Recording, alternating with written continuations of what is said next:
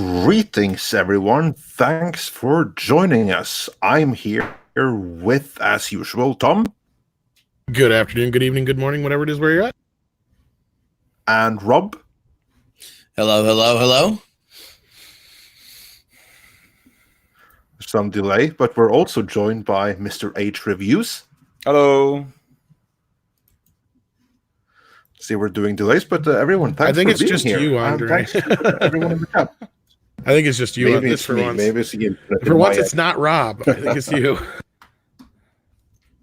It's so nice to be able to shift the blame around. Anyway, the four of us, we've seen the third episode of Star Trek Picard. And in this live roundtable, we're going to give our opinion on that. And then we may just shift into Birds of Prey later on. So look forward to that. It's funny how nonchalantly you talk about torture. You forced us to watch this crap. Well, yeah, there's laws against that, Andre. Yeah, and you just talk. No, I'm just kidding. Of course. Yeah, well, of course. What do you want me to do? Acknowledge your pain? No, of course not. That's for the audience. You can share your feelings with everyone listening. Exactly. Well, I think after this episode, it's official. So you're taking one for the team, every last one of you. Yeah, you must be on a really bad delay. I think, again, we must have to rename this from a roundtable review to Star Trek Recovery. Once again, it's officially, I think, become that. What do you say, Rob? Should we pass the mantle? No, it's definitely our what is it? It's like a self-help group or yeah, that's what our reviews of Discovery became. We started calling the show Star Trek Recovery. It's because it's the only outlet we had after Star Trek Discovery to just scream and holler about how bad it was. And now we are with this mess. So why don't you kick us off? Hi, my name is Rob, and I watch Star Trek Picard. I think I can hear right away what you two felt about this episode. So, sadly, this is the best episode so far. Go ahead, sorry. I didn't mean to interrupt you. Mr. Rage. Just like your 30-second review of the third episode, what do you think about it? I was really boring, to be honest. Like, nothing really happened. No trekking in the stars. We're not getting there yet, are we? We're getting. It's just. I don't know. That's not 30 seconds. It's just boring. Oh, it's so boring. And then JL. We're trying to get Jean-Luc. We're going to get JL trending on Twitter. Hashtag JL sucks. Dick. It was bad. It was bad. Yeah, that sums it up. Tom. As I was saying there, sadly, this is the best episode we've gotten so far. And that's probably because the least amount of shit happens. And it's probably, outside of a few editing things that we'll probably get into, it's probably the most coherent of all the episodes so far. But that's not saying a lot. I mean, it's really been, the bar's been set so low that, Picard could fart, and that would probably be more exciting than anything we've seen so far. Get back, could he fart without shitting himself? Let's be honest. That's the question you're sitting there wondering. It's like Schrodinger's cat the whole episode. That's more exciting than anything we're seeing on the screen. I'd watch that. That says it all, doesn't it? Rob, share your feelings. Well, no, yeah, I was bored by it. It's a whole lot of setup for absolutely no payoff. And it's full of some of the biggest cliches going in modern Hollywood and modern storytelling. I don't care about any of the characters, and like you said, when did they ever call Picard JL? It's disrespectful. I don't think he would allow anybody to call him that. While on duty, call me Captain or Admiral or whatever my rank is. I was going to say, I mean, even Kirk would be really hard pressed to be able. I mean, he used to let his friends call him Jim, but there's only two people that called him Jim on this. That's what I'm saying. That's pretty disrespectful. I don't care how well you think you know this guy. Bones, even Scotty called him Captain. I mean, it was a snooze fest, Absolute snooze fest. I didn't hate it, but it gave me no reason to like it either. That's my. And where this episode ended should have been where the very first episode ended. I'm sorry. I'm not even. It wasn't even bad enough for me to hate, which is a weird kind of thing. Well, that's what I was saying. It wasn't incompetent enough for you to be like, this is just fucking crazy. You know, it was just blah. We did see someone smoking on a crack pipe, so that was pretty interesting. Well, that was called in the leaks. She's the one who's addicted to that crap or whatever it is. It's like a meth kind of thing. Right. You make the one black character the drug addict. Great. Way to go, Alex Kurtzman. Yeah, there you go. Turn right into those stereotypes. Ugh. Even more stereotypes than we've already had in this show, which is funny. Not to mention, because you brought this up last week, Mr. H, and it was brought even more into this episode of how bad all the women are in this, even though they're supposed to be so powerful. Oh no, we need to talk about the fact that Starfleet chick was a Vulcan. She wasn't Romulan. I thought she was Romulan. Well, I think we debated whether or not she was Romulan who was augmented. Did they actually say she was Vulcan, or is she just pretending to be? No, they say that. Well, I don't know. Yeah, they said because the other chick said that she's Vulcan. Yeah, I couldn't believe it. I was like, oh, great. We finally know what this person's. Because the other chick we seen that she had been seen her other ears. Because remember, she come in the later scene when she was in head to toe leather, and they're like, oh, we see you fixed your ears or whatever it was, and she had the pointy ears. Yeah, they were getting awfully close to one another, weren't they? For their brother and sister. Yeah, getting right up there. I mean, you know, if that's the way you treat your sister, what the hell's going on there? Apparently, Romulus is the new Alabama. Well, then they had that too. They had the northern Romulans and the southern all that crap. Did you catch that when they had that fight? And they were basically the ones are racist against the other Romulans. So there's even racism right in there. Yeah. Yeah. I think it's more stereotyping that he's like a northern hillbilly. Exactly. The north and the south. Yeah. You know, why does everybody have a freaking Irish accent, though? Yeah. So it's funny. So then we know that Romulus is evidently socially divided, much like the UK. Sounds like it, doesn't it, Mr. H? Yeah. That the very heavy Brexit kind of elements in there are becoming a bit painful, to be honest. Absolutely. Oh, but it should be said though, with people like becoming like a little bit more like Scottish the further north you go. That's why we also have the Irish Romulans. Yeah, I was gonna say I think there was a little bit more something there, but yeah, you can totally. Are they? Is one of them going to slip up and start singing "Glory, Glory, Man United"? I mean, come on! It's getting a bit ridiculous. Well, sort of, he's Arsenal supporter, you know. Oh. Well, we start off the episode. I don't think so, because go ahead. Just wait until next episode, because there's not going to be glory of Arsenal or Man U or anything like that. It's going to be all Rivendales, because that's when the Romulan elves come into full force. So that's what I said. I said that last night. I said, "What is this next episode? Now we're going to be going to freaking Lord of the Rings. What the hell? It looks just like Rivendell." Okay, that's what I've been like tweeting for weeks. Romulan elves, here they come.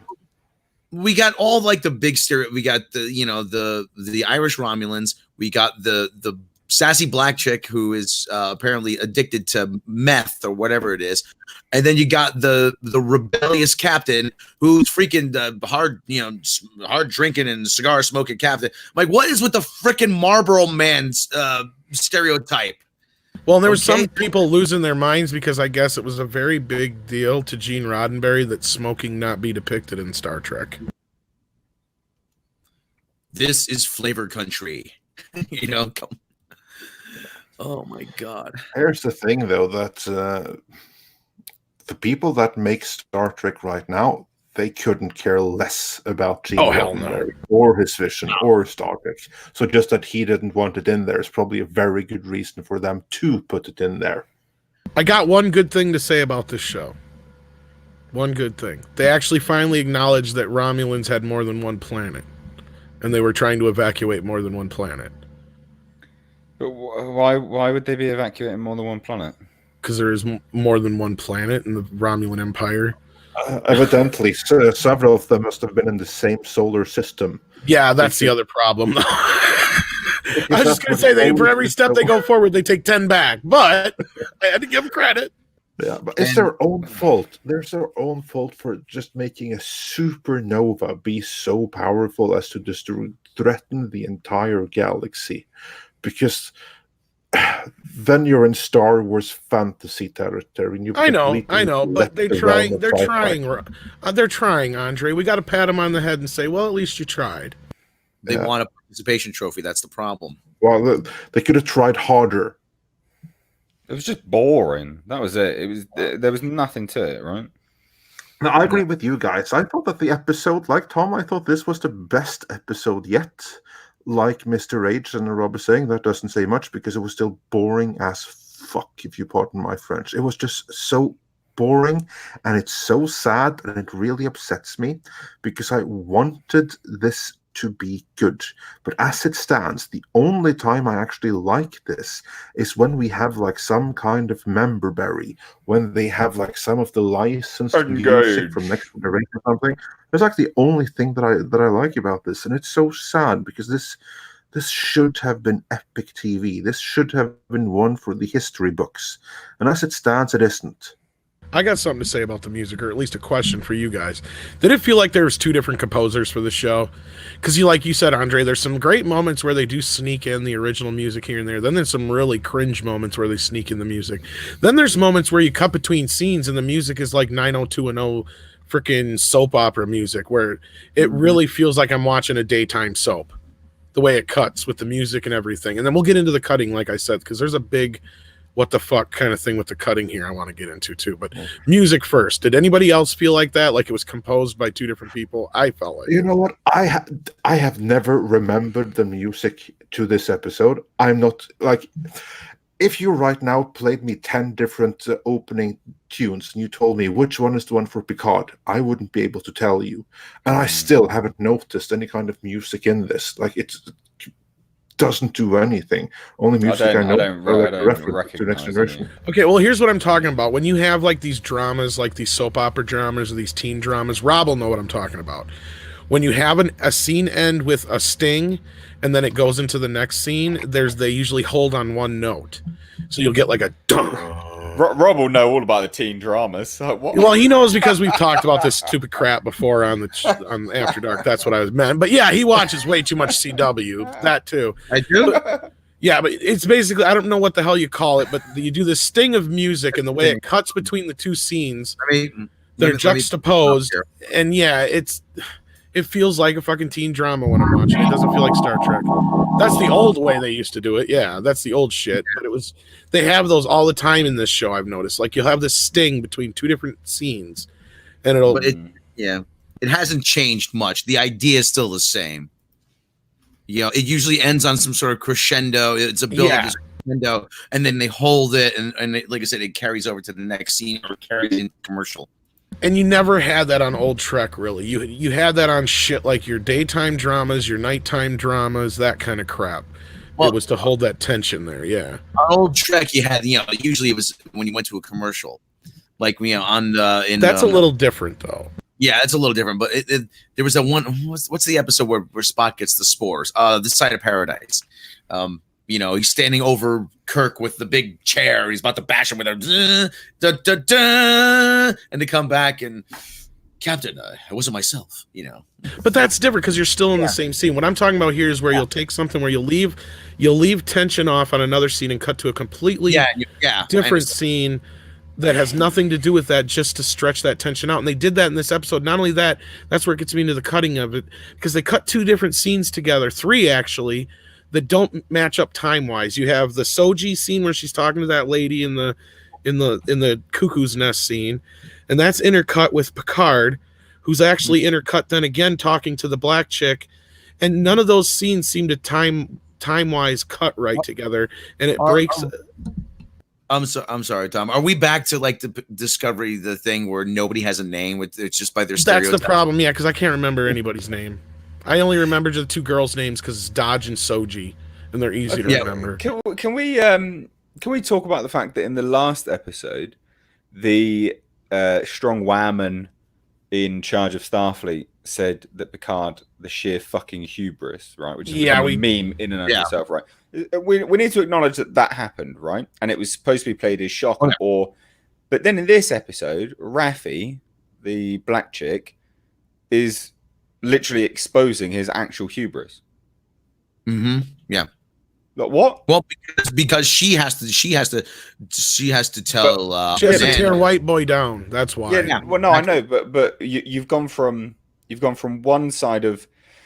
Well, let me explain a little bit more then, right? So, in the last episode, we're on this journey with Picard, right? So we are on his side. So in the scene where she says sheer fucking hubris, we are like, oh my god, what a bitch. What are we, whose side are we on now when Picard is being taken down by the black chick by saying, and actually literally exposing his actual in the series literal hubris? Whose side are we supposed to be on there? Do you see what I mean? No, I get it. And I actually just talked about this scene with a couple other guys, funny enough. And I said, until she turns around and says that you never checked on me all these years, we're not given a reason why she's pissed at Picard. Because basically, the beginning of the episode... money. Well, that's it. That's just it. That's what I'm saying. That's what I got to. The only reason she's pissed at him is because he's white and got white privilege. That's it. Yeah. Well, no. He's got class privilege because. Well, that too. Whatever. Yeah. Because he's inherited wealth. I couldn't believe that. I was like, what? Which has nothing to do with her getting fired, and that's what I was bringing up with these guys. Because I'm like, she's pissed at him for what? Well, because he got her fired. I'm like, but here's the thing: we've seen in a million Star Trek episodes, almost every single movie, the captain will go up to his crew and go, "You're going to get fired. You could possibly die for this, and we're not going to have anybody to help us if we get in trouble." Okay, we're with you, Captain. It was the same kind of thing in the beginning of this episode. That's what we got to see is this flashback in the fucking countdown uniforms where he says, I put my resignation on the line and they fucking called my bluff. She sat right there and knew what was going on. Why was she surprised that she got shit canned too? Why is she pissed at Picard? Because she went along with him. She knew the chances of this happening, and even though it was slim. Sorry, I'm white hubris as well. Yeah, I'm just going off on a tangent. Sorry. Well, not you see what I mean, though. How that doesn't make sense. You go from the last episode. That's something that I actually didn't get. Well, okay. I was listening to an interview with Kurtzman last night with NECA. I always didn't get. Can you? I mean, this is why there were reshoots, and even the reshoots didn't even fill in all the gaps. Kurtzman literally said that they had to go back and fill in the gaps in the story, and they still didn't do it. They did such a piss poor job of connecting the dots that we're still asking these questions. So, are you asking Andre why what's her face is still Raffi or whatever's pissed at Picard? Yeah. How did she get fired? I honestly didn't understand that. Because she was with him. Because she was with that's the whole I know, I get it. And that's what I said. So what? And that's what everybody kept saying to me. It's like, so what? She knew that if she went along with this and and this was what he was putting on the line, chances were she was going to get shit canned too. Yeah. But the only reason that I can see that she's even pissed at him is because, like Mr. H said, is he had the class thing to where he had the money, he had his vineyard, he was sitting pretty and fine and dandy all these years and never checked on her ass while she sat there and become an addict. But those are literal words that she says, basically. So she is actually, in the series, she exposes herself for being irritated at Picard and having a grudge against him. She's blaming him for all her problems. Yeah. Because he has wealth. Like, what? I'm saying you knew your career could be jeopardized if you went along with this. You went along with it anyway. Why is this such a surprise? That's that Andre got a legit point here. Yeah, and that's what I was trying to say. And then this is the question. Well, why did she get discharged? Well, that's because she went along with it, and there's a big fucking conspiracy. And here's where she should be on Picard's side. And yeah, she's allowed to be a little pissed at him over these years for not checking in on him. That's the only thing I can see. Like, yeah, if I had a friend and I did this thing and we had this whole thing when my whole life got tear apart, I would be kind of pissed if somebody didn't at least give me a call or show up on my birthday. I wasn't expecting much, but if you could do that much, that's kind of what I got out of her. But no, she's literally says, but she, like you said, Mr. I saw you. Yeah. I saw you sat there with your wood oak beams and your heirloom furniture. Sorry, what? Exactly. That's my fucking point. It was like, that's what I was getting at. I was like, oh, what the fuck? How can you blame him for your situation in life? So odd. She's the one living in a odd. trailer at Vasquez Rocks. I mean, Which is just so member berries in our face. Yeah.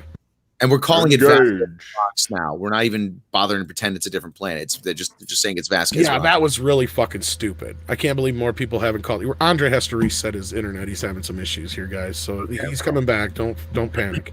But yeah, I had the same conversation, and they kept saying the same thing to me. But I'm like, yeah, but that doesn't make any sense. If you've seen any Star Trek before, if you've seen any of the movies, everybody knowing when they go along with any plan, especially when a captain's going to put their own job on the line, their jobs are probably in jeopardy too for going along with it. Nobody is ever surprised by this. Why is she all of a sudden pissed?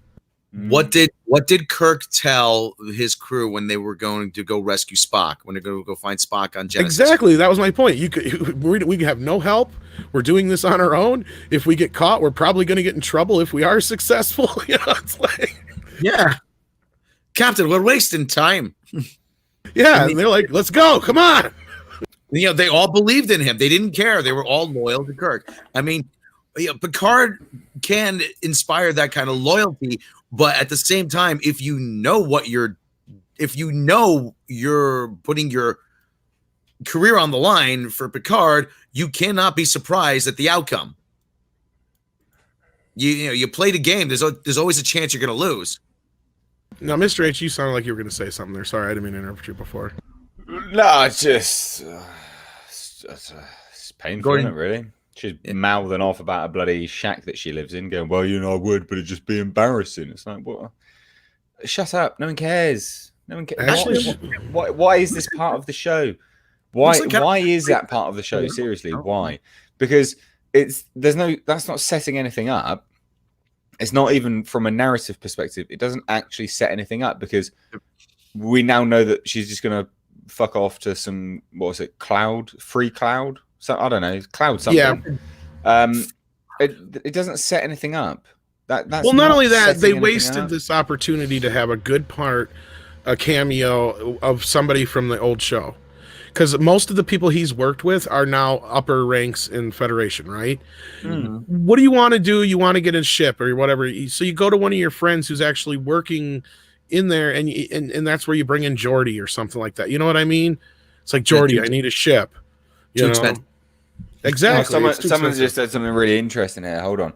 Frakov Felgerkarb, the scientist from the Daystrom, showed up killing a Romulan at the same time as the Chateau attack. Where did she get the fucking gun from? I was thinking that when she killed the Romulan. Where did she get the gun from? Yeah, that was a really dumb scene. It was very either poorly edited or not thought out, or they're gonna.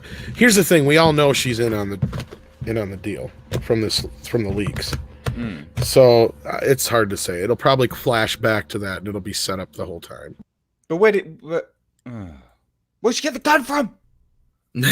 She brought it with her. That's what we'll see in the flashback. Don't have to ask those questions, Mr. H. You're supposed to just mystery box. But honestly, like yeah. That's the thing. That's that they're not writing this. If a well-written show, I've often said that if something's well written, you don't ask those kind of questions. And the fact that we're asking these questions shows you that it's not well written. Well, look, I mean, so I have a saying which is similar to that, but also a little bit opposite. So every show has every show, every form of medium has plot holes and things like that, right? Every show has massive flaws when you start to think about it. But if a show is engaging enough to not make you think about those things, then it's a winner. This show, there's nothing engaging about it. Like, I'm consistently just thinking about this crap because I'm not engaged enough for it to distract me. Like, I'm sat there going, well, why am I looking at this weird Dutch ass angle whilst this ex-Romulan Borgo is putting down essentially Romulan version of tarot cards? But Mr. H, wham and director, fucking angle. Like, what? You're not supposed to question these things. Wham and director. Shh. Another thing too is that no, I'm kidding, of course. Why does the Vulcan sunglasses? I completely agree. Yeah, some people are bringing up the sunglasses too, but no, Mr. H is 100% on the button there. This shit is just, it's boring. I kept checking out. Like, I literally had to keep coming back to it and rewinding it because I'd find myself, because I was watching it on my my browser, so I'd end up going to Twitter or Facebook.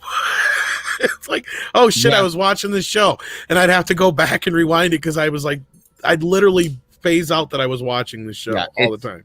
I just kept playing with my dog. I was that bored. It gives you too many opportunities to check out and not pay attention to it. I mean, it's and that's what this is for. And like I said, to come back to what Mecca says, this is Star Trek for people who just twiddle around on their phone, check their phones, check the internet, and then when there's a flash, oh, it's time to look up. Pretty much. Yeah, because it's not like I missed much when I would find myself. I would just have to go back a few minutes because I knew there was something action going on. Because I wasn't hearing lame dialogue. I was hearing like dun dun dun dun dun dun bum bum, you know, and you know, and the sound effects and crap. So I was like, oh, I must be missing something, I guess. Yeah, there's an audio. They give you an audio cue when it's time to pay attention. Oh, it's totally true, and you don't even have to pay. And I didn't even get a chill seeing Picard in his uniform in the beginning, even if it was the countdown uniform. Hold on, I got to interrupt this. We got some absolute legend in the comment section. Clearly not understanding anything. RDS. I just hope now that Brexit's done, you Brits will stop ruining shows like Picard and Doctor Who. Mate, you've got your whole Trump derangement syndrome going over there, so don't you worry. All your shows will still be dog shit for a long time. Brexit is not going to ruin anything, mate. It's Trump derangement syndrome that's still going to continue. I can assure you of that. You got to remember, this is CBS. They're the ones which are infecting that everywhere, so don't you worry. Don't you worry, son. Make Picard great again, okay? Fucking hell. Oh boy, but anyway, funny. that's a topic for another day. But no, it's definitely still this topic here. Well, he's absolutely right. Yes, Brexit is still part of everything. Like, but it's not. It's not. It's not currently, like all they're doing is taking a look at current events and two political stances of the world and where they line up with one another. Like, a lot of people compare Brexit with Trump, so they're aligning them together. But because Brexit is going to happen and it will be moved on, but Trump will still be in power. So in future, the narratives that will be at play here will still be very much Trump focused, unfortunately. Well, the whole thing about this, and Gary over Nerd Rock always says, talk about current year politics. Okay, fine. You want to focus on current year politics. There are things you can address. You can address things like wealth inequality, and you can address things like immigration, but you can do it in a way that's not so heavy-handed. That's the thing. You're right, because you can address pretty much anything. Star Trek has always done that. But it's a matter of how do you address it? Do you address it relatively objectively from a humanist point of view and let the audience reach their own conclusions? Or do you hammer their face in with your own ideology and with what you decree is right? That's what this does. That's new to Star Trek. So you're absolutely right. There is that what. So there's everyone always says, yeah, there's politics in Star Trek, and there always was. But it was actually from a centrist standpoint. Exactly. This is actually taking a stance on politics, whereas before it was here's a look at politics from a utopian perspective. Now it's this is our political view, mate. Deal with it. Exactly. And I always go back to the episode "A Private Little War" from the original series, which is a not too veiled look, a very thinly veiled look at Vietnam. You know, where Kirk says, in order to maintain that balance of power, we have to make sure both sides are armed and fight to a stalemate. You know, and then he at the end when his friend's wife dies, you know, Captain, what was your orders? 100 more Satans for the Garden of Eden. You know, it kind of comes around, but it addresses though the current year for that year's politics in a way where you break it down and it's understandable and it's not heavy-handed. It's not preachy. There's another good one. We call a taste of Armageddon, which deals with nuclear annihilation and sanitizing war and making war something that's benign. You know, I'll give you a better one that is current here from the Orville first season episode, the one where they're dealing with cancel culture and social media backlash. court of public opinion. That episode right there of the Orville is what Star Trek has always done. Wasn't preachy or anything like that. It was simply, here we assess. Or about a girl where exactly where it left the end opening. Actually, Exactly, I like that one even exactly. better. It's a better example because they don't give you any answers. They leave it open for the audience to. Exactly. That is how you do it, and that is not what Star Trek is doing under this iteration of Star Trek. Here, it's heavy-handed preaching. It's them belittling the audience, talking down to the audience with their ideology. Basically, like saying, now you listen to us. We know how this is. We're now going to tell you what to think, and you're going to listen to us because we're oh so virtuous. No, and that's why I love Orville, because like the About a Girl episode where they present both sides of the argument. Yeah. And by the end of the episode, a decision is made. One side doesn't agree, the other side, that's what they wanted. But the audience is left on their own to agree or disagree with how the episode ended. It doesn't tell you what the right answer is. Exactly. It was a great episode. It was a great episode from TNG, The Outcast, which dealt with sexual identity and gender fluidity, and the girl actually, she identified as female, and they ostracized her. They actually conditioned her where that she would they literally just reprogrammed her, and it's another thing. And they do again this whole thing, and the episode First Contact, where not the film First Contact, with the TNG episode First Contact, where they deal with xenophobia. I mean, it's like I said, Star Trek has always dealt with political issues, but this is, as you said, Andre, this is doing it in a very condescending way. Yeah. And again, I'm quoting Gary, the nerve of people who are living in a town that was built on cocaine and dead hookers. The fucking hubris. How to live. Hubris. Yeah, of sheer fucking hubris to steal their line. Well, not only that, they're not even smart enough to make it a clever way of even dealing with it. And we've already beat that over the head. But what I mean is this, like Mr. H has pointed out, like we've pointed out in several cases, it's just like with killing John Connor. They don't even realize that they've made Sarah Connor a failure. That's how blind and tunnel vision they are to their agenda, that they don't even realize that the damage they're leaving in their wake. We've pointed out how the Romulans have both been basically allegories now for the Irish and the Mexicans. We've also pointed out how, and they don't realize how stereotypical and racist they're being in that point, and they're making, Picard out to be this white savior bullshit with his Romulan servants, and and then we get to this last episode here and making the black character an addict. There's all kinds of shit. They don't even realize what they're doing in the process of trying to push their agenda, and how they're too busy virtue signaling. Exactly. They're not even real. And it's the same thing with Discovery, when we'd say, you guys act like you're Christopher Columbus, but I'm sorry, America's been discovered already. We've already had gay characters in Star Trek. We've already had black captains. We've already had women captains. We've already had all this diversity. Star Trek's always been diverse and ahead of the game. You guys are bringing nothing new to the table, and by making Mikey Spock and Anthony Rapp and Wheelchair Guy, rolling them out there in front of everybody, is basically no different than the old circus freaks being put out there for people's amusement, in the old days. It's the same damn thing. It's virtue signaling, and they're really just using these people to sell this show when it's horrible. The show is shit. The bearded lady, the two-headed boy, yeah. I mean, it's not any different. Yeah. Yeah. Pretty much. And it's such a shame. It's such a shame, because this should have been so good. And I know I'm not the only one saying that.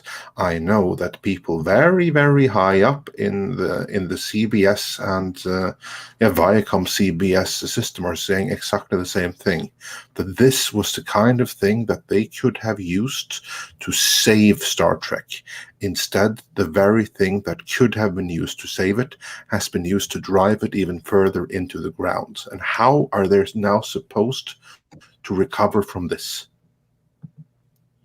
That's the question. Well, you can't really, can you? I mean, where's it going to go? That's going to. The thing is, like, we've seen the trailers, so we now know, right?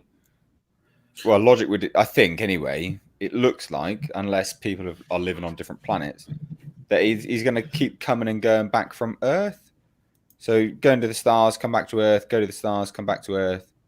That's No, what it could be colonies. where's number one? Like, where's he live? Where does Well, Seven of Nine live? That doesn't have to be on Earth. They Yeah. could be like on off-world No, I know, colonies but somewhere. still, it's not really fucking Star Trekking, is it? You're not trekking through the stars. Well, here's the thing. We already the leaks are becoming more and more true with every week. I mean, we've seen more and more stuff, so we kind of already know where all this is going to end.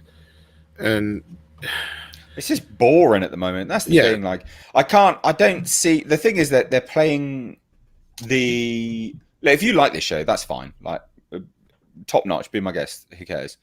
But I just find it really boring, and they're approaching it from there's big mystery afoot, and there's conspiracy afoot. Mystery box. But it's really taking its sweet time to get there, and it's not engaging along the way. So currently, it's just super boring. yeah, So, like I said, they're not. There's no payoff that is gonna thrill me to the degree where I'm gonna go, well, that was worth my time. So there's no saving this show because of the approach that they're taking. It's just dull. I well, like I can't- said, I well, like can't I said- remember. Go Yeah, ahead, I'm Rob. sorry. No, go ahead. But you were saying they were setting up this big mystery. I can't remember at what point it was, but I literally said, "There's your mystery box, folks."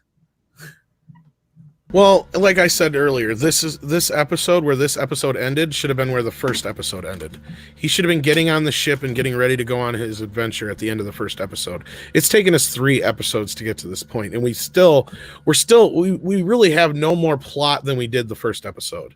If you stop and think about it. Also, what are we doing here with these bloody robots in human bodies? Are we replicating data?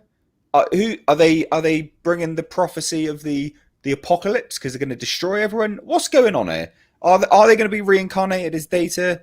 Are they now going to be destroying the world and the planets? What?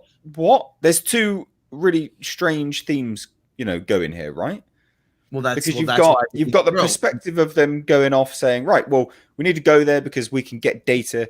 Apparently, Picard's long lost lover back from the dead, right? There's his consciousness in there somewhere. Okay, cool. But now Soji on the cube is playing with tarot reading Borg Romo, going, oh, well, you're the destroyer. Which one are you? Are you the destroyer? Blah, blah, blah. And you're like, what? Huh? So It's Roman what's going on here? mythology. Yeah, but do you see? Yeah, but it's going in somewhere though, isn't it? Because they're literally saying they haven't activated yet. They haven't activated yet. We need to not go that approach. We can't activate them. So there are multiple themes running with these, robotic human plebs. Well, basically, what I'm gathering from it, between that and everything we know, is that they're making an arm. They made an army of the army of Datas is in the past. We know that already. That's where they banned all the. Yeah, that's fine. Yeah. Because, So what they did now is they found a way to take Borg technology and Data's technology and mix the 2 with humans, basically. And they and the key to that is, because remember, they'll say that B4 didn't work, and obviously there's no human factor to Data, right? Yeah. So the key then being the Borg was the connection, the key to combine the 2. You get what I'm saying? It was the Romulan saying you're the destroyer because they're going to activate, and then the Borg cube's going to reactivate. I think that's kind of what it is. She's going to become a Borg queen, isn't she? Yes. That's it, ladies and gents. We've done it. We've discovered it. That's it. Oh, we've discovered the Star Trekking. She's going to become a fucking Borg queen. Oh, lame. There's another interesting. thing as well. Mr. H, you mentioned Data being Picard's long lost lover. I know you said that. Well, keeps bloody dreaming about each other, don't they? Yeah, but here's the thing, though. I don't want to wake up because I keep seeing my friend. Yeah, all right, but what's going to happen is that Data's gradually going to wake up inside of her in the female body. Oh my god. Yeah, that's kind of what they said in the leaks, that by the end of this. But then they killed a strong woman. They can't do that. You can't kill a strong woman. Now the body's still going to be hers. It's No, gonna be because different. their agenda doesn't was to. It doesn't matter. See, there's the thing again, making Sarah Connor a failure. They don't care, just as long as they put Data in a female body, then they've gender swapped Data, and we can't do anything about it. But then they've killed a strong woman. That don't matter. They don't think that shit through. Well, they already killed a strong woman when they killed the first one. Like, And we there's were a spare supposed to one. cry, and we're supposed to cry over that because she was the one who's the good one. Remember? Because that's what that redheaded Borg lady said. Remember? Or the former Borg, the Romulan. Yeah. Are you the one that dies, or are you the destroyer? Exactly. Like, Insinuating it's not the other one's good. Yeah, not like, are you the good or the bad? No, are you the dead or you were the live one? That's what I'm saying. Insinuating the other one was the good one. Yeah. Good catch. Good catch. Terrible. Very good catch. Yeah. But again, that makes me curious about like the Romulan mythology. Like, did they create the Borg back in the day? Is that what made it into their mythology? Did they have their own Dune Terminator style Butlerian jihad against the rise of the machines or something like that? That's kind of like the implied part of it. Well, there was the implication of that when they were talking about I don't know, whatever secret society it was. They were like, well, there's one thing we fear the most that we cannot ever do. We'll never do it. That's why our technology is really basic. Do you remember them saying all of that? Yeah, exactly. That's why we don't have the bloody thinking Borg, machines. didn't they? Basically. They made them. That's what I think too. Must have been. Terrible show. But hey, it's Kurtzman Trek, so what can you expect? I was about to say expect unexpected, but certainly expect. I just expect something. Expect nothing good. This is my first series look-in with Kurtzman though, so I'm new to this twit. I don't know. Oh, you're lucky because this is the best work he's done.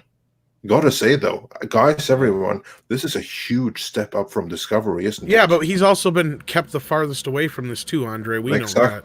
Yeah, but well, he was a showrunner on the first few episodes. So these episodes we're seeing right now, these are the ones where he was the showrunner. I don't know though if these weren't mostly reshot though, because Shaban's name's all over these first 3 episodes. Oh, too. Well, then he's reshot them. That could be out. That's what I would, and especially the first episode. Gary and I were both on the same, because the first thing he said was the same thing I was thinking. This is a bunch of reshoots. Well, like I said, I listened to the interview with him, Hanel Culpepper, and Kristen Beyer last night, and Mecca and I were listening to that interview, and they didn't specifically say reshoots, but he said we had to go back and fill in the holes in the story. In other words, reshoots. Yeah, in other words, reshoots. I mean, so who knows what this originally looked like, but it didn't get much better. Evidently not. Evidently it didn't. It's pose, caca. Which is a shame. Yeah, exactly. You just want old Star Trek back. See, yeah, Script Doctor brings up something interesting. I think it has to do with the credits and what they mean. Oh, hey, Script Doctor. He goes, in the union, the and for sand is a partnership and on a work, and the and on a script is someone added on later. I did not know that. That's interesting to know. I didn't know there was a distinction. Yeah, that's a good distinction. That makes sense, actually. Yeah. Very, there are very not many that writes in partnership, so very interesting distinction. All right. So that's good to know for future reference. Thank you so much for that. Brilliant. Make a note of thanks so much, Script Doctor. You learn us no end of cool stuff. Or rather, teach us no end of cool stuff. So we learn from you. I know we wanted to keep this show kind of tight. Did we want to jump on some super chats before we talk to Mr. H about what he felt about Birds of Prey? Yes, we'll jump into Birds of Prey very soon. But first, let's go through the super chats up until now. I really like this first one here. Abaris84 sent us £5 saying Nancy Pelosi should have torn up Kurtzman's script instead. I so agree. That's what the Tor loser absolutely should have torn up. As long as someone does. And then Cor Moran sent us $2 Australian saying, on stereotypes, Irish Romulans with drunk dads. Maybe we'll learn something more about those Irish Romulans' dad in future episodes. That would be fun, though. Dottie never loved me. Captain Hare sent us $5 saying Picard and Q or bust. This week's idea. Deanna has become Loxana to the point of flirting with Picard. Riker finds it hilarious. Well, you never know what's going to be in that reunion. MFJ sent us £2 saying the Doctor was right. All planets have a north. Hard to argue with that. Matt G sent us $5 saying it all went south for Picard when he got promoted to Admiral. Kirk told him in Generations, don't let them promote you. Yeah, he did, didn't he? So Picard didn't listen, and you see what happened. Yeah, that's very true. Yeah. And then Clinging Mars sent us $2 saying, you don't get fired in SF, you get discharged. SF is Starfleet, I take it. So yeah, you don't get fired, you get discharged. Yeah, but Kurtzman doesn't know that. And Stargate 404 sent us $5 saying, I didn't really get why she was so upset. It's like, damn you, Picard, standing up for your principles. It's not my fault Starfleet thinks I'm useless. Well, and that's the other thing. Doesn't she say something about a my pension? Since when is money a thing? I thought money wasn't a thing in Star Trek anymore. Yeah, it wasn't. Well, it has become again. Because they have they had the class, the classification thing where she's bitching about him having money and she don't. She lost her pension. It's like, okay, since when? And she lost her health insurance. And she even said that. Yeah, I think she did. She said that? I think she did. I'm like, because I was like, that whole scene just pissed me off too. Like it did. I'm like, wait a minute. They don't have these issues anymore. There's no money. There's no currency anymore. Wait. I'm like, am I missing something here? Yeah, you know what you're missing? I know exactly what you're missing. In the years between the end of the Next Generation era and now, America of the future had a new president. Let's call him Drumpf, just for fun. And he evidently tore up all of the social programs that Starfleet and everyone there had been enjoying up until now. Just wait for that revelation. So then now we have people needing health insurance and everything again, which is why she was so pissed for losing her job. Yeah, there was no such thing as health insurance anymore in the Star Trek universe. Well, there is again. Just have holograms that run about bloody healing. Yeah. I mean, Jesus, the replicators. Bones cured kidney disease. Oh, sorry, Miss Rach. We have Bones cured kidney disease by giving an old lady a couple pills. Remember in Star Trek 4? Kidney dialysis. Yeah, they don't fund stuff like that anymore, evidently. And looky who we have here. Hello. It's Anna, that Star Wars girl. Hey, Anna. Thanks for joining us. Oh, thank you. Sorry I'm so late. I only just woke up. Did you see the episode yet? I did. What do you think about it?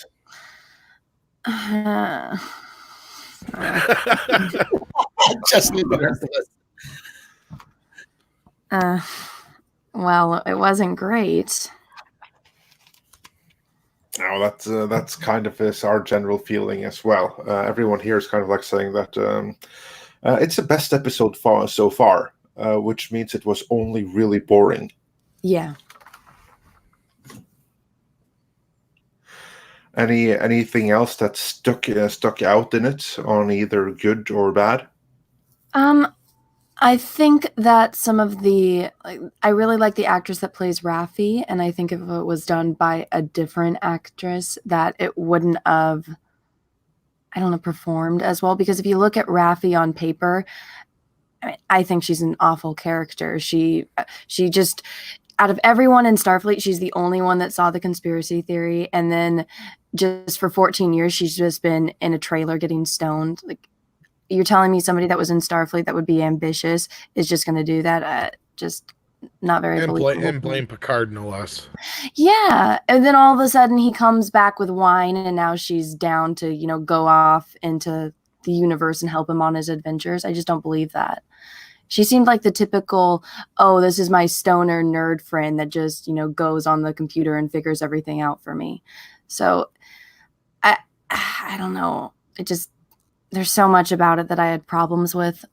And then, what else? I have like 10 pages of notes just from that one episode, but it's just one of those things where the more I watch, I'm like, they didn't watch Star Trek. They just went through and they pinpointed episodes. Like, what was with the whole Romulan tarot cards? Like, that would be something that Romulans would look down on. But all of a sudden, this one lady from this one ship that, that's been the only one that the Romulans took over. Now, what's the android sister's name? I call them Thing 1 and Thing 2. There's like Dodge and Soji. Okay, Soji. Okay, Soji knows more about the Romulans that they're studying than Hugh does, and Hugh's the one that's in charge of the project. Like, I didn't find that believable at all. And Hugh's just standing there all bug-eyed because Soji knows all of this about the Romulans. I'm like, wouldn't he have been studying this for years? Because hasn't the Soji and Dodge, they were only alive for 3 years, is what they said? And everything else was just programmed in to make you believe. Yeah, their parents and all that stuff. Yeah, it was like... Yeah, so she hasn't been there for that long. So you're telling me that she knows more about these Romulans that they've been studying than Hugh does, than anyone else there does? I don't believe that for a second. And the fact that everyone just stands there all wide-eyed about it, it's just... Well, the other thing I was confused about, and it's funny you bring that up, is it almost felt like Dodge had no idea she had a sister, but Soji acts like she knew that Dodge exists. Yeah. So I'm really confused. I mean, why would she call her mom to check on her sister? Why wouldn't she just call her sister if she's worried about That's what I was thinking the first time out. It's like, okay, if something like this happens and you have a twin, isn't the first thing that you do is... another anyway. Yeah, but they didn't in the first episode. That was the weird thing. Because she called her mom in the first episode. Yeah, and I mean, why hasn't Picard gone and talked to the parents and found out, oh, hey, you have like they don't exist. Because they don't exist. We're gonna find that out. I'm sure they're just fake. But well, I mean, if you're investigating a person, why wouldn't you go to the people that pretended to be the parents for so long? Unless you're right and they are just. You're right, though. Yeah, you would think that first of all, is this chick just crazy and talking shit? Yeah, that's the first thing you would do is investigate her story and go to her past and all that. You're right. Yeah, in a normal investigation, that's what you do. Yeah, it just these characters, and it just seemed like Picard, he was just there to go and meet everyone. Like, I'm gonna go and I'm gonna be the reason why we're meeting these characters, and then we're gonna have a powwow and we're all gonna be together at the end. And so this was just him assembling his crew. And okay, why does the captain dude, why is his EMH him? That doesn't make sense, because usually all of the EMHs I've seen have been programmed off of one person, and with all these doctors' knowledges into the one looking EMH, and so all the EMHs are the same on every single ship. So why does he have one that's just him? And I feel like he's just a knockoff of Wolverine, because the first thing we see, he's sitting there bleeding, spike coming out of his shoulder. He's got a cigar. He's got his booze. I'm like, so the person that designed this likes Wolverine. I get it.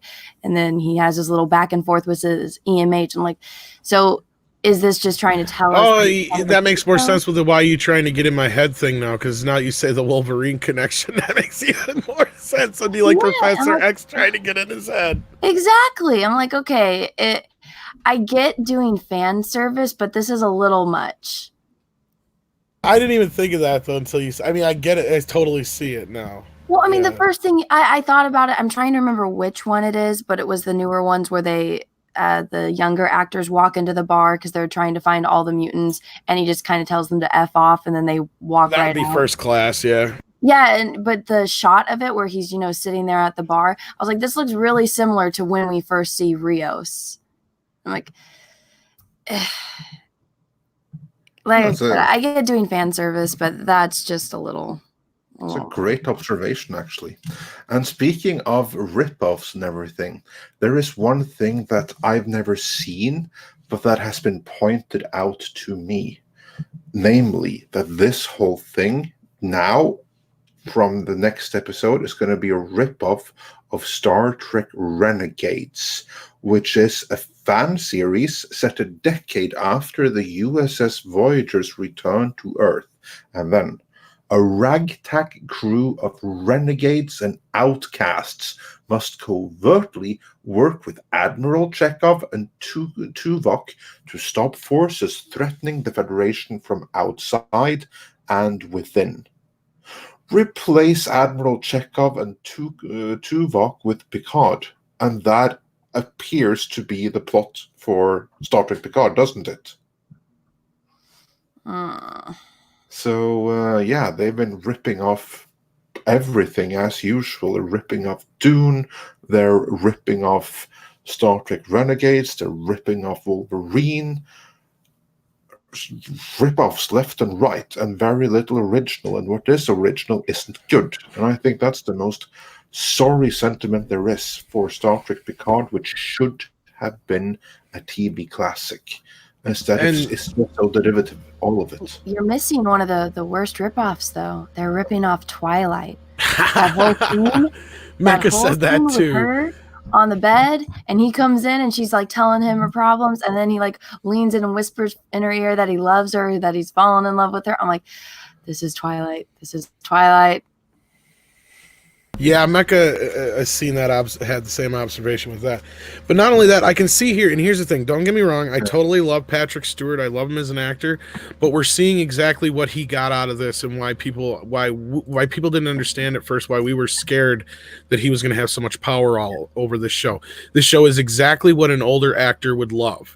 He's got a bunch of confrontational scenes with a bunch of other actors, and that's all it is just a bunch of back and forth bullshit with other actors, and a lot of it is just nonsense. Like, none of it is real. There's a lot of made up tension, and like the whole scene between what's her face and him, that's just, it's a lot of it was just bullshit, and that's kind of what we were getting. And we were asking so many questions as to why. If you're sitting there asking why, then, like Rob said, then there's a problem. That's just a sign of bad writing. And basically, it was just juicy scenes to give Patrick Stewart to be able to get all worked up. Basically, every scene, that's really what it is him to get really worked up and give a boisterous performance, and that's really what it is. Or to just be the kind Gandalf type character where he just sits there with all of his wisdom. That would have been better if he had like a cameo to be like a Gandalf-like character, but no, it's going to be like just the discussions and trying to give himself the action roles that he really never ever should have had at any point ever, but certainly not now. Like when Agnes shows up, and after the whole thing with the Romulans and attacking, and then he's, instead of trying to figure out why they're there, how they got past the security, what does he do? Oh, let me comfort you. It's okay. I'm like, really? Terrible. Show's crap. It's poo. It's caca. Yeah, this super chat right here. Speaking of super chats, this is basically what I was saying. This whole thing is a self-indulgent vanity project. Nothing about this is Star Trek. Exactly. That was the and subtitle thanks for of my, the $5 Canadian Legion of Reason. You deserve your name. Just to say that. Yeah, that was the subtitle of my first review of it. Was just a vanity project. So it's slowly, or not slowly, but just because the show is so slow, but it's slowly becoming apparent that that's all this is. Yeah, sadly. And I mean, you could do a vanity project and still do it well. So it's I'll look at Logan. Yeah. The Orville vanity project, really. You think about the it. Joker. That's also a vanity project. Just because something is a vanity project doesn't mean that it has to be bad. It can be great, because a vanity project is always a passion project. But I disagree somewhat that Picard is a vanity project. It's a vanity project for Patrick Stewart. Exactly, yeah. Which is fine. But the problem is that he is not the driving creative force behind this. The driving creative force behind this are the mix of showrunners that have been involved with it. And to them, this was never a passion project. This is obvious to them. This was really a matter of desperation, of trying to get the necessary views and ratings and all of that to stay in the Star Trek business. So to them, from the production point of view, it's a desperation project. For Patrick Stewart, who shouldn't be given too much creative control, it's a passion project. And Right. that is a very unfortunate mix, because we've seen, even when Star Trek was doing great, give Patrick Stewart some power over the character, and things don't necessarily Dune turn out buggies. all that well. Yeah, Dune buggies, or that Die Hard episode where the Enterprise was hijacked and he had to John McClane it all and clean the Enterprise out of the hijackers. Killing all the Hans Grubers or Space Hans Grubers in the process. Like, you don't give Patrick Stewart too much creative control. He's a great actor, but not all great. And I'm sure where he's all the great Brexit stuff's actors. coming from too. If you want to, obviously. that's the other thing, like Mr. H was talking about earlier too, to that one comment earlier. But yeah, and that's the thing, is we already know that CBS All Access is basically a failure. We got the news yesterday. And it's exactly what I predicted was going to happen. As soon as the Viacom merger and everything went back through, they're going to turn it into one big whole streaming service, throw on Paramount and Viacom shit. Because that's what I said. That their big stuff isn't even on CBS, because all they really got is Star Trek over there. Nobody gives a shit about anything but Star Trek and CSI as far as CBS goes. Because I don't even know if the interest is still even there for like Big Bang Theory and crap anymore, Rob. I don't know. You'd have to tell me on that one. Big Bang Theory ended. Well, the show's ended, but I'm saying as far as like in repeats and stuff like that. How about Young Sheldon? Is that still it's still on, but I don't know how it's still a thing. I didn't think anybody liked it. It's actually still very popular. From what oh my good God! Okay, so they have that and The Good Wife or whatever. I have to say though, I saw the first season of Young Sheldon, and it's brilliant. It's better than The Big Bang Theory. I watched the first episode and I didn't like it. So I mean, I guess that was the first episode. Give it a couple, and you'll be amazed. I'd have to, if I ever get some time, which I know will never happen. Maybe I will. No, that's true. I'll make sure you don't. And also, you have all the other stuff I tell you to exactly. Exactly, but no. And then so basically, what I was getting to was all their money making shit, all the stuff that is the big stuff is over on the Viacom side. You're talking all the Nickelodeon stuff, all the Cartoon Network, or not Cartoon, Comedy Central stuff. All that kind of stuff is going to be there. So like the South Park, the SpongeBob's, the Ninja Turtles, all that kind of stuff is going to come from there, and that's what they're going to want access to. It's going to be the only way they're going to be able to compete in this market, because CBS has shit to compete with.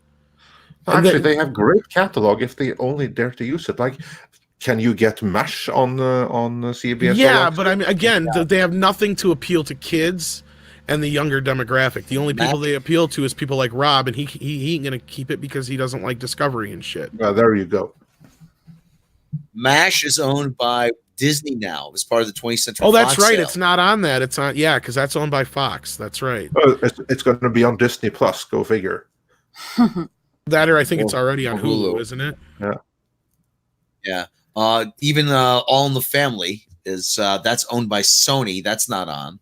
That's not okay. On so there. Fragoff says South Park goes to HBO now.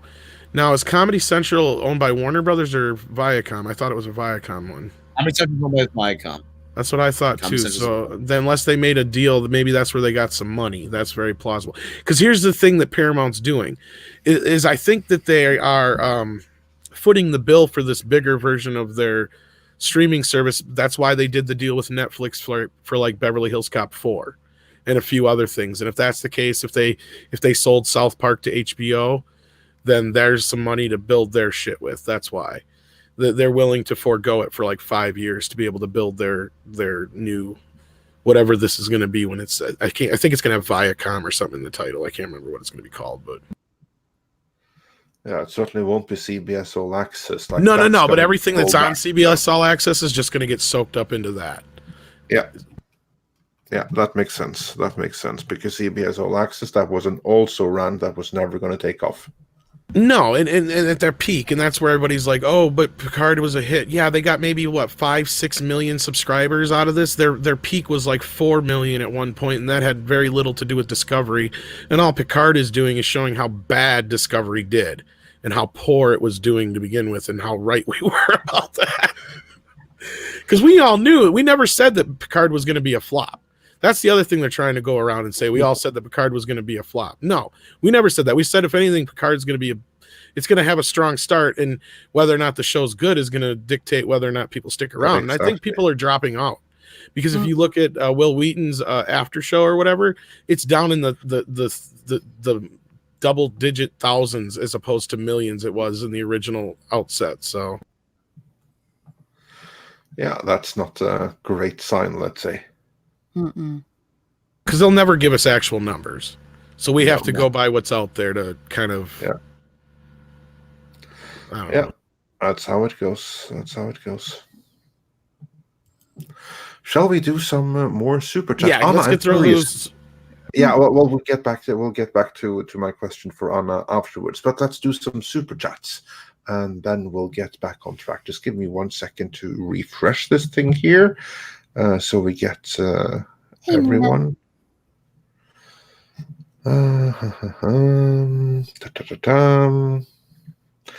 Yeah, here we go. Sorry, go ahead. Read your super chat, then I'll ask my question. No, just go ahead and ask, and I'll do the super chats afterwards. Oh, I was going through my notes. Okay, that scene with, I'm blanking on the Romulan chick's name, but the brother and the sister, I got the impression that if I hadn't watched the last episode and they had specified that they were brother and sister, that they, in that scene, that they weren't.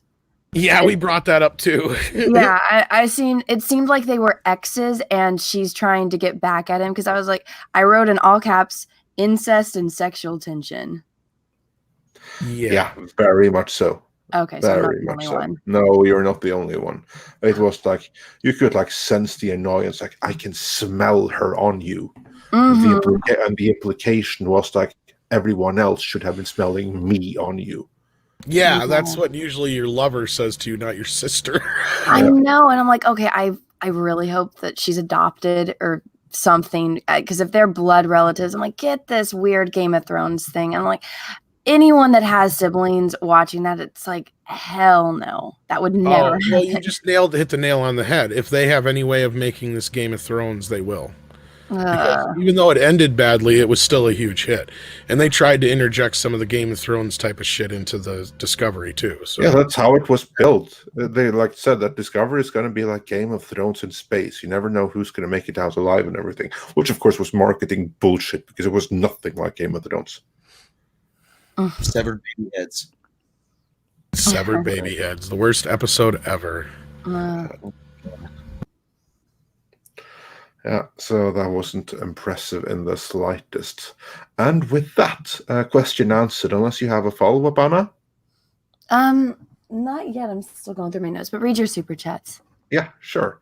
Stargate 404, that's where we dropped off, sent us $2 saying, I was annoyed by Rafi's nickname for Picard. Me too. Yeah, we brought that up in the beginning. Yeah, Mr. H didn't like it either. Yeah, it was like so JL. Like, it's much more difficult to spell that out than just to say Jean-Luc. That kind of like defeats the purpose of a nickname, doesn't it? She could have just called him Luke. Or Captain, or Admiral. whatever. Admiral. Yeah, that was completely ridiculous. But like, it's like their way of like trying to say that although you have never ever seen this character before, you need to know that these guys are friends and super tight. So he's gonna let her call her this bullshit because that's how close they are, even though you've never seen her before. That's obviously what they wanted to establish here. Well, and then they show a little later that they have one of those sassy relationships because he's like, are you researching this? Are you researching it right now? I know you are. And she's like, no, I'm not. And she really is or whatever. He's like, and I'm sending you this now. And it's like, so they have this obvious relationship that, you know, like I think Mr. H used pointed out or who was it? One of us did. I can't remember who, but where she's just basically his nerdy, like, or no, it was you, Anna, when you first came in. Well, the nerdy. she's sitting there on her chair with her little iPad thing and her vape pen. I'm like, oh my! And then the next thing, she's sitting there at the computer. She's the nerdy friend. Like, She's his little hacker. That's what I was gonna say. yeah. Her number one, or his number one, or science officer, or something like that. Back in the day, evidently. It's like Kim Possible. Kim Possible, she calls up her friend on her little iPhone thing, and he's there sitting at the computer. It's like... And the first thing he always says, don't hang up! Because hanging up is a thing now. Yeah. When was the last time we saw in Star Trek? Never. Let's move on with the super chats, because we were at Drew Skull, who sent us $2 saying, oh yeah, TDS is going to be around until 2024. I don't know what TDS is, but I'm sure some of you guys do. So TDS? Trump derangement syndrome, I think is what yeah, of course. Yeah, all right, Yeah. Yeah, that's such a severe condition is going to create a collective trauma that's going to last for centuries, and certainly until 2024. You really want to set some people off? Do like I do and say there's Trump derangement syndrome on both sides, and then whoever you're talking to will lose it. Oh yeah, he has that effect on people, doesn't he? Moving on, Stargate 404 sent us another $5 super chat, so thanks you so much for that. And what's with these cigars and vaping? They smoke and drink more in the 25th century than the Godfather now. What happened to Citadel and good health? I saw a post about this on Twitter. Let me see if I can find it. Where Well, Gene Roddenberry... Yeah, I was going to say, as far as I know, he didn't want smoking on Star Trek. He was very adamantly against it. Because at the time Star Trek was made, one of the biggest sponsors was cigarettes. Like, you even had, like, the Fred Flintstone advertisement where he's, get Winston cigarettes. They're the best. That's so hilarious. That's so They taste smooth, don't they, Fred? Commercials. Right, yeah. So he was very adamant that they did not show any smoking in the future, that we had gotten beyond that. Yeah. I have a quote from him. Even with the heaviest smokers, including myself, I found it, I fought for it, meaning like fought for it to not be in there. In the end, it paid off for everyone. I think everyone now agrees that the original episodes would not be rerunning so successful if we had yielded to advertising pressure and put a 23rd century cigarette into the mouth of Kirk and others. And that was from the making of the motion picture. Yes, that he really was ahead of its time in seeing those things. Because, yeah, at the time when those were made, that was all the rage. But there would come a time, like, for instance, right now, you might not even get the remastered versions and stuff if it was that much cigarette used to cut out. Yeah, because normally you'd even cut to a commercial and have Captain Kirk sitting there going, you know, in between the times I'm working, I have a nice, smooth Winston cigarette. And then it's even more ironic that, not to bring it down, but like Leonard Nimoy died of basically lung cancer and shit like that. So, yeah. Yeah. That's the, I'm sure he got plenty good sponsorship deals. Well, that's because he was smoking 2 packs of cigarettes a day back in the day, Exactly. I'm sure some sponsored things right there. Anyway, moving on. The DCV Titan sent us 10 Canadian dollars. Thank you so much. Saying, I think the best part of About a Girl, so here's that Orville episode you referenced, Tom, is that Ed starts out against it, but then starts to question why he has that stance, and then starts to question what is right. Exactly. Orville gets it. Seth MacFarlane gets it. That is what Star Trek always did. Explore something from different points of view and then arrive at a humanist solution, which is oftentimes the centrist one. But what we get now is just ideological preaching, and that's not Star Trek. And Picard's going to fail because of it. But yeah, that's just my opinion. Yep. Yeah. And but I think I'm not the only one on the panel to have that opinion. Oh, no. I agree completely without going on a rant again. Yeah, we were ranting about this before, Anna, before you joined. So yeah. Kush sent us $4.99. Thank you so much, saying, looking forward to the Picard Hail Mary jump to the STD future timeline. Oh God, I'm dreading that already. I don't think that'll happen, but this is setting up what's going to happen in season 3, though. Yeah. This is going to happen. It's setting up. This is what happens with Trump and Brexit. That's what they're setting up for season 3 of Discovery. That Starfleet has fallen apart, and Mikey Spock has to fix it. So we're going to see the fall of Starfleet, and then it's going to take that long for it to get brought back together by Mikey Spock. Yeah. Yeah, the one line in the beginning of the episode where he's talking to Raffi about his resignation, and he said Starfleet gave into intolerance and fear. I was like, instant eye roll. Yeah. Yeah, dreadful thing. Yeah. Anyway, Namcos sent us £5 saying, irony, old Trek to normies was boring. Now new Trek to us is boring. I don't know that old Trek was ever boring to normies. Was it? No, but I get the gist of what he's saying. Star Wars was always easier to handle by the normies as opposed to Star Trek because it was seen like that nerdy thing over here. Because I don't know if you really have a frame of reference for that part, Andre, but yeah, over here in the U.S., it's like if you're a Trekkie up until recent years, you were seen as a complete and utter nerd. Like you were a comic book store guy from The Simpsons. Mm-hmm. Whereas in my neck of the woods, Star Trek wasn't seen, period, because it wasn't on here until like the 90s. Right, and that's what I'm saying. So that's what he's kind of saying. See, back then in the normies, they would complain that Star Trek was just boring. It wasn't like pew-pews and fast spaceships. Yeah, it's more of like a psychological thing. Yeah, I see the gist of the comment, and I agree with the gist of it. And then Troy Tempest sent us $5 saying, good morning, Midnight's Edge, and hail, Mr. H.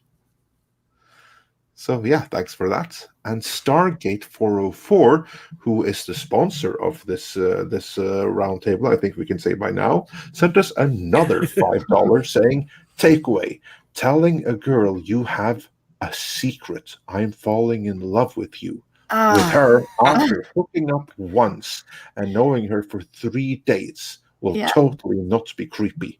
Oh my God. When I saw that, I was like, run for the hills, chick. This guy is crazy. Terrible. Yeah. No, it's okay because he's sexy. And we now know what It doesn't matter. Yeah. No, I know. Is he though? That's like what I keep He is according to Kurtzman's type.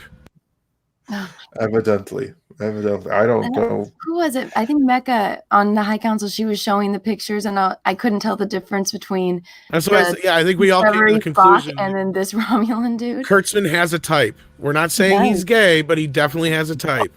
Haven't you seen his interviews? He's gay. I'm not going to say that because I don't need to get sued. He's allegedly married to I can't remember what his wife's name, but this is what he thinks masculinity is. Okay, John Travolta is also married to a woman. Yeah. Oh my God! Yeah. But like, I don't want to get out of the closet. It's scary. I'm gonna like kiss her and stuff. Like totally. Oh yeah. Just being married doesn't have to. Oh my God! Wow.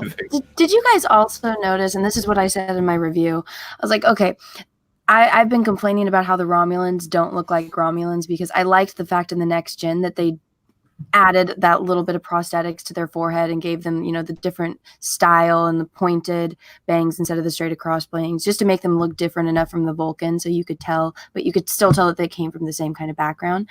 And then in this, it's like, okay, some Romulans have the forehead ridges, other have the most extreme forehead ridges. And then in this episode, they actually showed the Romulans that looked like Romulans from the Next Gen kind of in the background when the Terra lady goes crazy. And I was like, well, how? And they make that little explanation that she says, I'm blanking on her name, Laris, whacks the other dude on the head after the Romulans attack and they're trying to interrogate him. And she's like, oh, he's a stubborn northerner like you. And I was like, okay, so then that means that Romulans look a different way from what part of the planet they're from, which I'm like, okay. I can kind of make that assessment just because on planet Earth, obviously, if you're from a different part of the world, you're going to have a certain look to you. But why is all the ones that are supposed to look hot are the ones that don't have any of the prosthetics? I'm like, Worf didn't have a problem getting the ladies with his forehead ridges. Spock didn't have a problem. Lots of aliens in Star Trek don't have a problem because they look like the species that they're supposed to be. But this Twilight dude doesn't. His sister doesn't. They look humans just with slanted eyebrows. And big ears. Well, the other one, the one that they catch, that's the assassin or whatever, and they pull off his mask. He's got the big forehead thing going on, but see, they're supposed to be different races. I think that's how they're differentiating them. They're Romulans, but they're from different areas or whatever. Yeah, like he was a northern hillbilly. Yeah, so like he had the big kind of fatter forehead thing.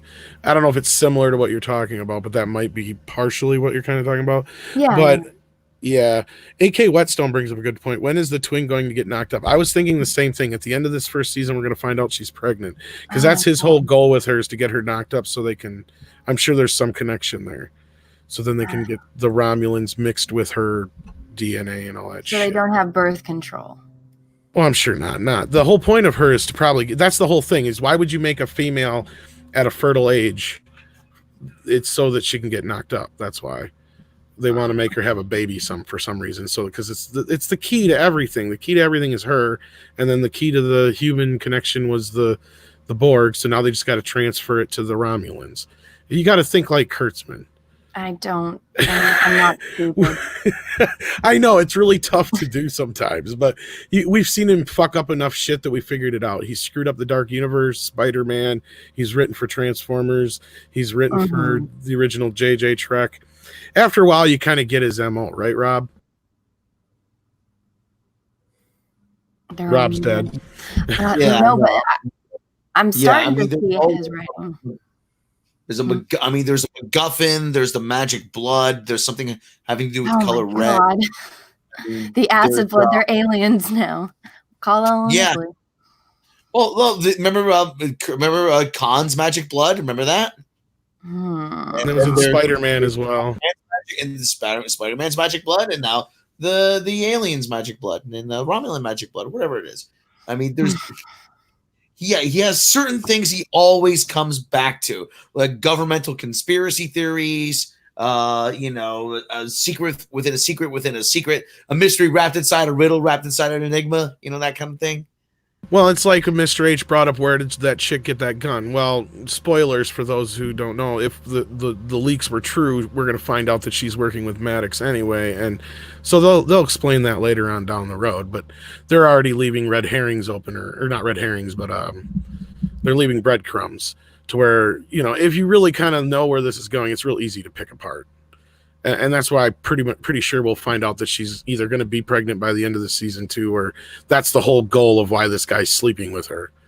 Is remember season 1 of Discovery? We pretty much we guessed every single plot point.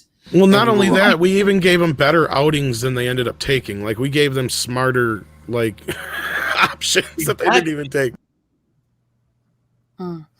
It's all the same predictable Kurtzman tropes.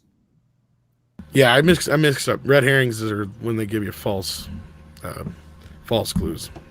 Yeah, see, I was kind of thinking in the last episode when Agnes goes and visits Picard and she's looking at the books, and then she asks for Earl Grey, and he's like, "Oh, I knew there was something about you I liked." I'm like, are they, and this is me giving them the big benefit of the doubt because I doubt they actually watched this, but in the Next Gen, Picard only really has 2 love interests. That one Starfleet officer that they did the music with, and then, oh my gosh, I'm blanking on her name, Vash? Yes, Vash. Okay, so, and I love Bosch, but I was like, is this the daughter of Picard and that one Starfleet officer that left because, there was just that complication of him wanting to favoritize her because he's dating her? He couldn't bear. Maybe that's why they're making her transgender. She's transgender? That's the rumor. Oh my That's the God. rumor, yeah, that we're going to learn later on that she was born male and transitioned into female. Of course, you can't have like Star Trek in the current year without that, now can you? But it'll be okay because yeah. Anyway, I'm not getting into this. How many more super chats we got left, Andre? Yeah, we got a couple. So let me just get right back to that. The previous one, the DCV Titan sent us $2 Canadian saying, as of Deep Space Nine, everybody used Latinum. Yeah, but that was then. This is 20 years later, and Kurtzman has changed the galaxy.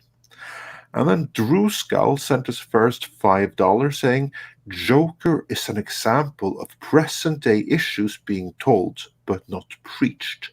Todd Phillips so much as said so. He left it ambiguous on purpose. Yes, that's how you do it. That's what separates a great filmmaker from, well, Kurtzman and his ilk. And Drew Skull sent us another $2 saying, this is for you, Anna. Oh. Star Wars girl, did you watch Demolition Man yet? Now I'm curious, have you seen Demolition Man? No, I haven't. I was doing a stream and then somebody sent me a super chat saying how it's crazy that Demolition Man predicted our current society back in 1993. And I was like, oh, what's Demolition Man? And so I Googled it and I read out the little paragraph about it. And I was like, this sounds like an awesome movie. I can't believe I haven't seen it. It is an awesome movie. It's so good. It's one of Stallone's best. It looked really good. I was like, I just read, 3 sentences about this movie that came out almost 30 years ago, and I'm more excited to watch that movie than any movie that's been coming out recently. I hope you'll enjoy it because I haven't seen it for years myself. I have to Demolition Man, I love. Now it's so good, so good. It's like one of his best. Too bad he went and destroyed his own sci-fi cred with Judge Dredd just 2 years later. But I know, because I would have loved to see Demolition Man 2. That was amazing. Yeah, that's what he should have done instead of his Judge Dredd movie. Maybe he'll do a comic like he's doing with the Expendables. Yeah, but Demolition Man, oh my God, it's brilliant. It's a Stallone. I'm really excited to see. Sandra Bullock in her prime. Jack Black plays a small part in it too when he's really young. Oh my gosh. He does? He's one of the cops. He's one of the cops. He's only in like 2 scenes though, but yeah. I'm trying to remember if he even has a line. He's like he's got baby face. He's even skinny in it. He's not even chubby. Well, I'm excited to see it. Yeah, you're gonna enjoy it so much. It's so good. So I'm gonna have to ask you this next time myself if you've seen Demolition Man yet and what you thought about it. Yeah, I have a long list of movies that apparently everyone in the world has seen that I, living under a rock, have not. Yeah, Dennis Leary's brilliant in that. Please tell me. Please tell me you've at least seen Blues Brothers. I've seen parts of it. I haven't seen all of it. Well, close enough then. Yeah, Rob, take a guess. When do you think was the first time I saw the Blues Brothers? Never. Never. Yeah, that would have been the correct answer 1 year ago. I actually saw it this summer. Really? What'd you think? Yeah. Oh, really? I loved it. It was awesome. Really? Don't watch part 2 now, though. No, I watched part 2 as well. I liked it for their cover of Ghost Riders in the Sky. That was cool. That's probably the highlight. Yeah. Other than that, part 2 was no good. But part 1, my God, brilliant. Loved it. Make no mistake. Technically, if you were to break it down, it's not a good movie, but man, it is fucking fantastic. It is exactly. It's not even. It's hardly even a movie. Rob's right. It's just basically a skit. Yeah. It just goes too far. Back out 2 hours. Yeah, I'm going to catch that sucker. If it's but it's a very, very good skit, though. Yes, it's amazing. It's one of the most entertaining train wrecks you'll ever see. It's just hilarious. Yeah, so that was fun. But of the 2, Anna, definitely go for Demolition Man. Oh yes. Oh, yeah. It sounds great. And then watch the Blues Brothers. There's no connection there. Just Rob likes the Blues Brothers. He must have just watched it. Oh, Well- I wouldn't have gotten that impression unless you would have just told me. Evidently, Mr. H had to leave. Mm. Oh, well, thanks for, well, if he had to leave, then I just have to say thanks to Mr. H for joining us, and everyone go and check out his channel, especially go and check out his Dune video, because the video that I put up earlier is very much based on his reporting and his scoop, because he has got some actual imagery from the upcoming Dune movie, so that's some pretty exclusive right there.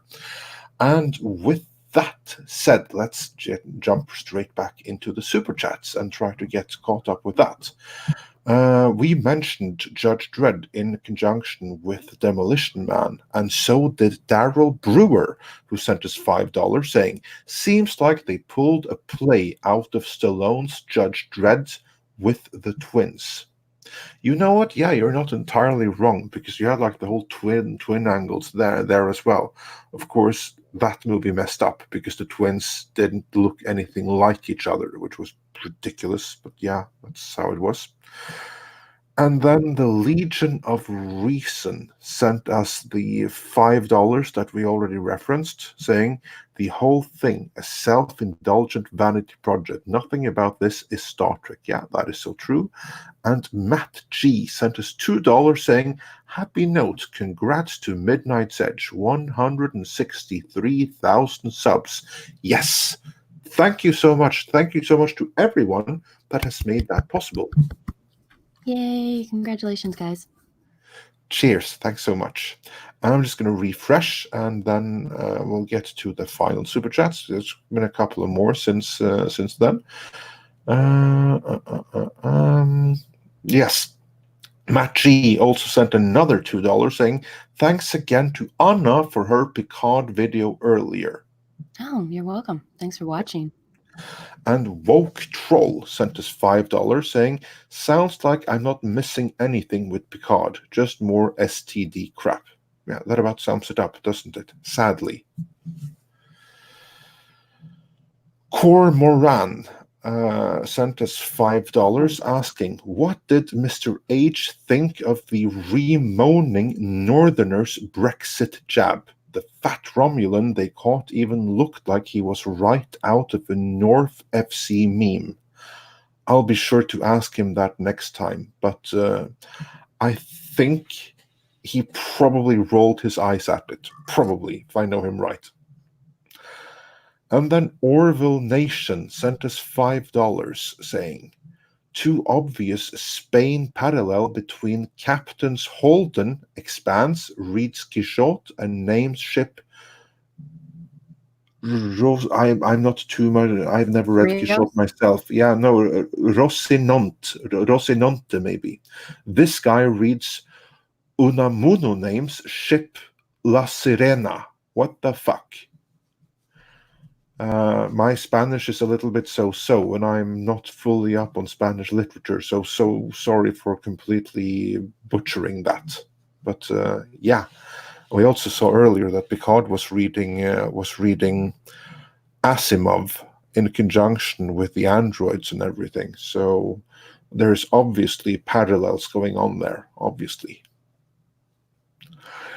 And then Loquacious Primate sent us $5 saying, Shaban really let me down with episode 3.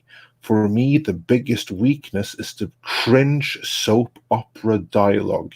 I'm a bit more forgiving on depiction of the Federation.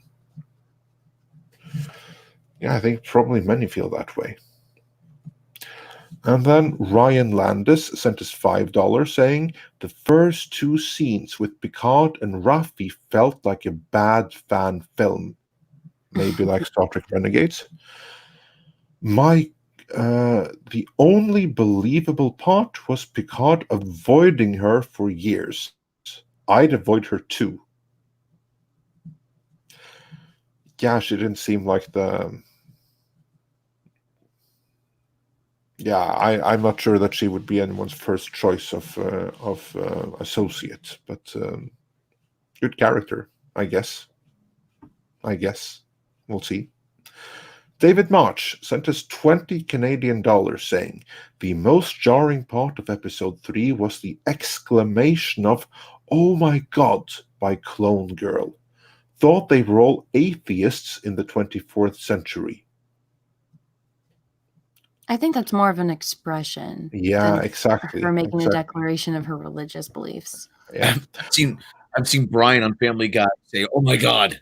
Yeah. So and Yeah. Brian's they make it a point to say that he's an atheist. So. Even I may on occasion say, "Oh my God," but I assure you there's nothing religious behind that. It's invoked as a curse and nothing else. It's So kind of like I- when you sneeze and somebody says "bless you." I don't think that's them being religious. It's just common courtesy. That's just an expression now. Yeah, and also that expression, by the way, does not have a religious beginning. It comes, I think it's from the Roman Empire or something like way back in history, where sneezing meant that you were going to die. And then bless you was, may it be to your blessing, completely outside of religion, so you don't die from the disease you otherwise might have been having. Mm. But yeah, don't take expressions like "oh my God" too literally. It's not always an expression of actual faith. I speak from experience on that matter. Anyway, Drew Skull sent us $2 saying, "That was me in your chat, Anna." So now you know. Oh, for the Demolition Man. Okay, thanks, Drew. And let's see if we're caught up. And knowing's half the battle. No, we're not quite caught up. Supa J1M sent us £2 saying, "Don't feel bad, Star Wars girl. I haven't seen Lord of the Rings." Oh my God. Now, was there a religious meaning behind that? I mean, it's from my soul, but I wouldn't consider myself a deity. But go watch Lord of the Rings. Yeah, there you go. Yeah, you need to go and watch Demolition Man, and Supa needs to go and watch Lord of the Rings. I think that's a very fair trade. Very fair trade. Speaking of seeing things, Anna, have you seen Birds of Prey yet? Nope. Are you going to see it? Probably not. Yeah, I'm not going to see it either. Yeah, We had someone on the panel that actually had seen it, Mr. H Reviews, but he left, so we're probably not going to be talking about that too much, other than the fact that he hated it. Yeah, we kind of got his idea of what he thought ahead of time, so I guess check out his review, but he did not sound too thrilled about it. He did not. He most certainly did not. So yeah, I don't know if there was any more Trek business that we wanted to cover. I know, Andre, you said you had a question for Anna earlier before we went back into Super Chats. I don't know if you ever got to that. Or if you recall what it was. I could say that one more time. You dropped out there for a second. I say you had a question for Anna before we got into Super Chats. I don't know if you remember what it was. Let me just go and check. Just go and check here, and we'll see. Well, I don't know if you had one personally or what. Yeah. I'm just going to go and see here if we had a question for Anna earlier. I'm just going to have to go through them and see if I can find that.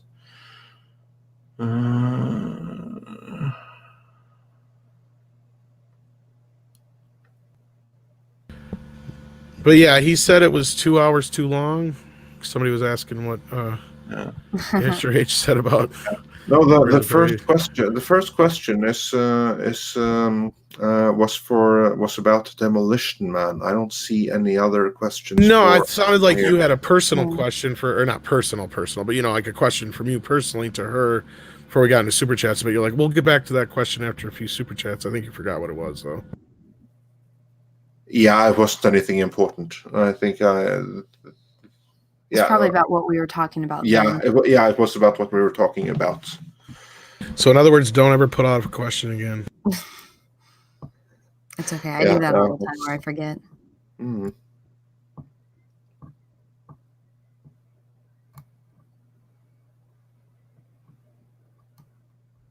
All right. So, did anybody else have anything to add to the discussion when it came to Star Trek? Because otherwise, I suppose we could start wrapping this up. Not off the top of my head. It sucks. That's all. General consensus. Yeah. General consensus is could have been a whole lot better. It's just sad. I think a lot of it has to do with when you get somebody that's going to be in charge of a project and they're not passionate about it, they don't have any knowledge of it, and they just do the bare minimum of research, and then they try writing something and they are like, oh, it's going to make money because we've seen, Star Trek conventions over the years. People, love Star Trek. We're going to use this name. We're going to use this brand to tell our shitty stories just because they want to make a quick buck, but they don't even actually care about making something that's special that's going to stand the test of time, like Gene Roddenberry did. And that's just what it is. I mean, like with everything that I've been reading with the whole Clarice thing, I'm like, they don't know anything about the properties that they are trying to write and market to people. They just want the money from these audiences that love it, but they don't actually care. And that's, their biggest failure. Yeah, pretty much. Yes, Anna's a big Hannibal / however we want to call Silence it. of the Lambs fan. Silence of the Lambs fan, yeah. Yeah, so I bet you must be really, really looking forward to what's coming. I'm infuriated. She may or may not have gotten her hands on the script too somehow. Yeah. Are the words "over the transom" involved? I Sorry. guess you could say that. Over the transom, however. Or you're not familiar with that term, Anna? Over the No. transom. No, In journalism, when something falls into your lap via like an anonymous source, it arrives to you, quote unquote, over the transom. Oh, gotcha. Like somebody slips something under your door, or you go behind the Dairy Queen and look in the yellow trash can. You'll find what you're looking for. Yeah. Mulder just wakes up and it's sitting on his desk in the basement. Yeah, exactly. Over the transom. Then yes. I have gotten my hands on it, and I've been taking notes and breaking it down. I'm only 6 pages in, and I feel like my notes are longer than 6 pages. Well, when you're passionate about something and you really can't stand what happens with them, well, it can be like that, I guess. Well, I mean, just the amount of stuff that they get wrong. They look at keywords like, oh, let me put that in. I'm like, no, you don't understand. It'd be like they make a reference that Clarice is holding on to something and she has it with her. And I'm like, that'd be the equivalent. Like you saw something that they referenced in this important scene. And so now you're going to use it as, basically her little blankie, like a kid with a blankie. They didn't want to let go of their blankie, their teddy bear. And I'm like, this is the equivalent of a Jew that was escaped the Holocaust or, got liberated from a concentration camp, walking around clutching onto a swastika. You don't know what you just did. That's how bad this writing is. And that's how little research that they did. Well, I think the parts that really all that bothered me too, how the whole thing, but it's like you get to that point where it's like, they obviously can't use Hannibal. So then they have that one would-be assassin who becomes the Hannibal stand-in. And I'm just like, I totally checked out there. I haven't even read that far. Like I said, I'm still in the little beginning scene with the psychiatrist. But I watched your video on it, Rob, and oh my God, that just. Clarice. Mm-hmm. Yeah. Well, Andre wrote that, so I mean, you did write that. You wrote that, right, Andre? Yes, I did. With a little clarity from me, but otherwise with a little clarity and some help, and of course a special thanks to our source that's actually sent us the synopsis and everything that made it possible to write that we really, really appreciate. But yes, I wrote that, and research the whole rights situation and everything, which just goes to show how pointless it is to even make this series, because how interesting is Clarice Starling without Hannibal Lecter? How interesting is he without, or is she without him? You can perfectly well do Hannibal without Clarice. That's no problem at all. That was done to absolute perfection by Brian Fuller in the series Hannibal, or in basically any Hannibal movie. That, well, not any Hannibal movie, Well, but just Manhunter. But I think it goes to show when you get into the script and you realize they have to have a stand-in for Hannibal, how important he and everything that revolves around the script, even though he's the one who shall not be named in the script. It's still he's still a presence that looms over the entire fucking thing. I mean, it's yes. There's some people asking questions. Yes, Buffalo Bill can be referenced. Yes, Catherine, Bigelow, is that her name? Who? And her mother, Catherine Martin. Catherine Bigelow's the director. Jesus Christ. Man, I need some orange juice or something. But anyway, they can have her. They can have any character that is originated in Silence of the Lambs. What they can't, though, do is use any character that is originated in Red Dragon or Hannibal, or Hannibal Rising. Any of those characters that originate in any of those other stories, they have no access to. So unlike the Star Trek deal, because I did have this conversation with somebody, unlike the Star Trek deal, it is a little bit more cut and dry. Like there's a very fine line to where what can be used and what can't be used in this Clarice Crawford series. was in Red Dragon, so are they going to be able to reference him? I haven't gotten that far in the script. Who is that? Sorry, Crawford. No, I don't think they can.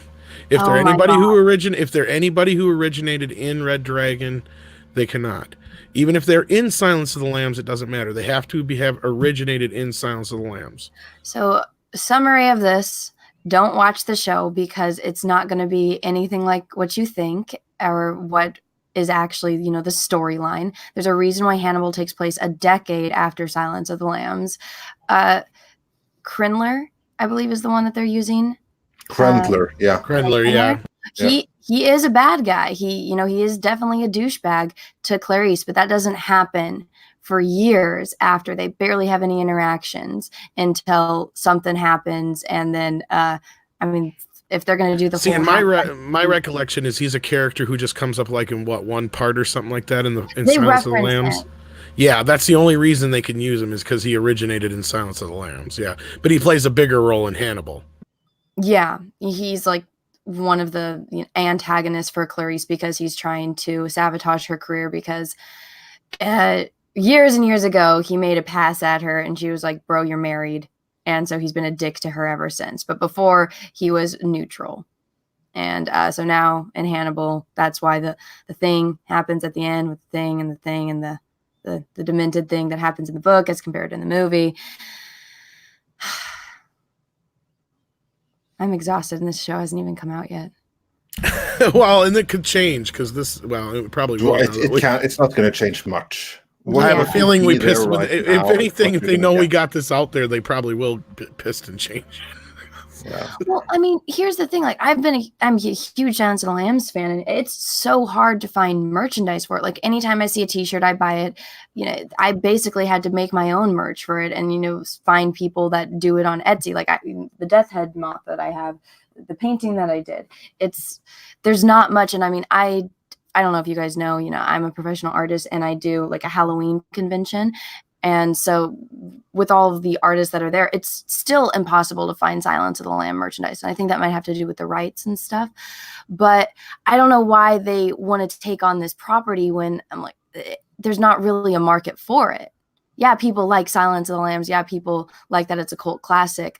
But it's not something like Star Wars. It's not something like Star Trek. They don't have a Silence of the Lambs convention.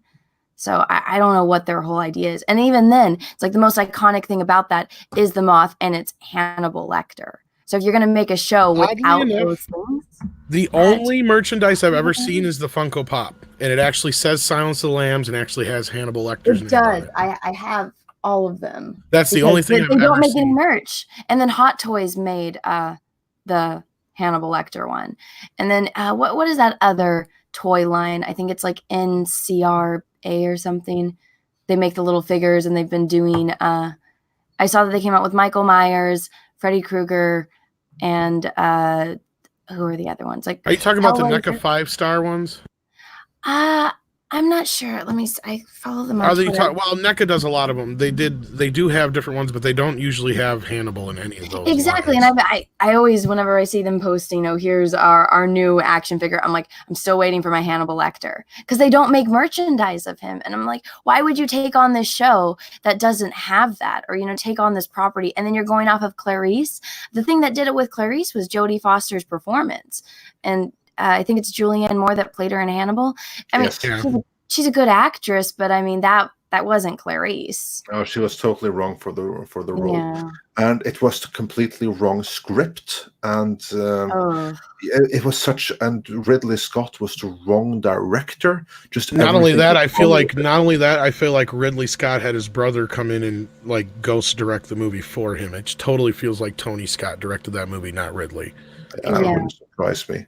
But anyway, it was completely wrong director for it. Wrong director, wrong script. Just everything was wrong. Wrong ending. Oh yeah. Terrible ending. It's like, I know a lot of people didn't like the ending of the book, but there's an underlying meaning behind it and why he did that. And it's kind of just showing how when society fails to the point that it did for Clarice, that the better of the two evils and the better option for her in her life is to go on the path that she did.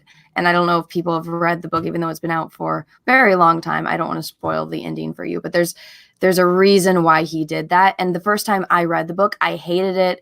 And Hannibal isn't my favorite book, but going back and reading it again, I understand why he did that. And just go read it.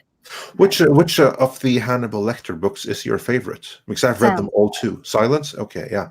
I'm torn between Silence and Red Dragon. Oh, Red Dragon's good. Yeah, the thing I didn't like about Red Dragon, though, was because I felt for Francis. Like, I felt really bad for him. So I'm like, I get it.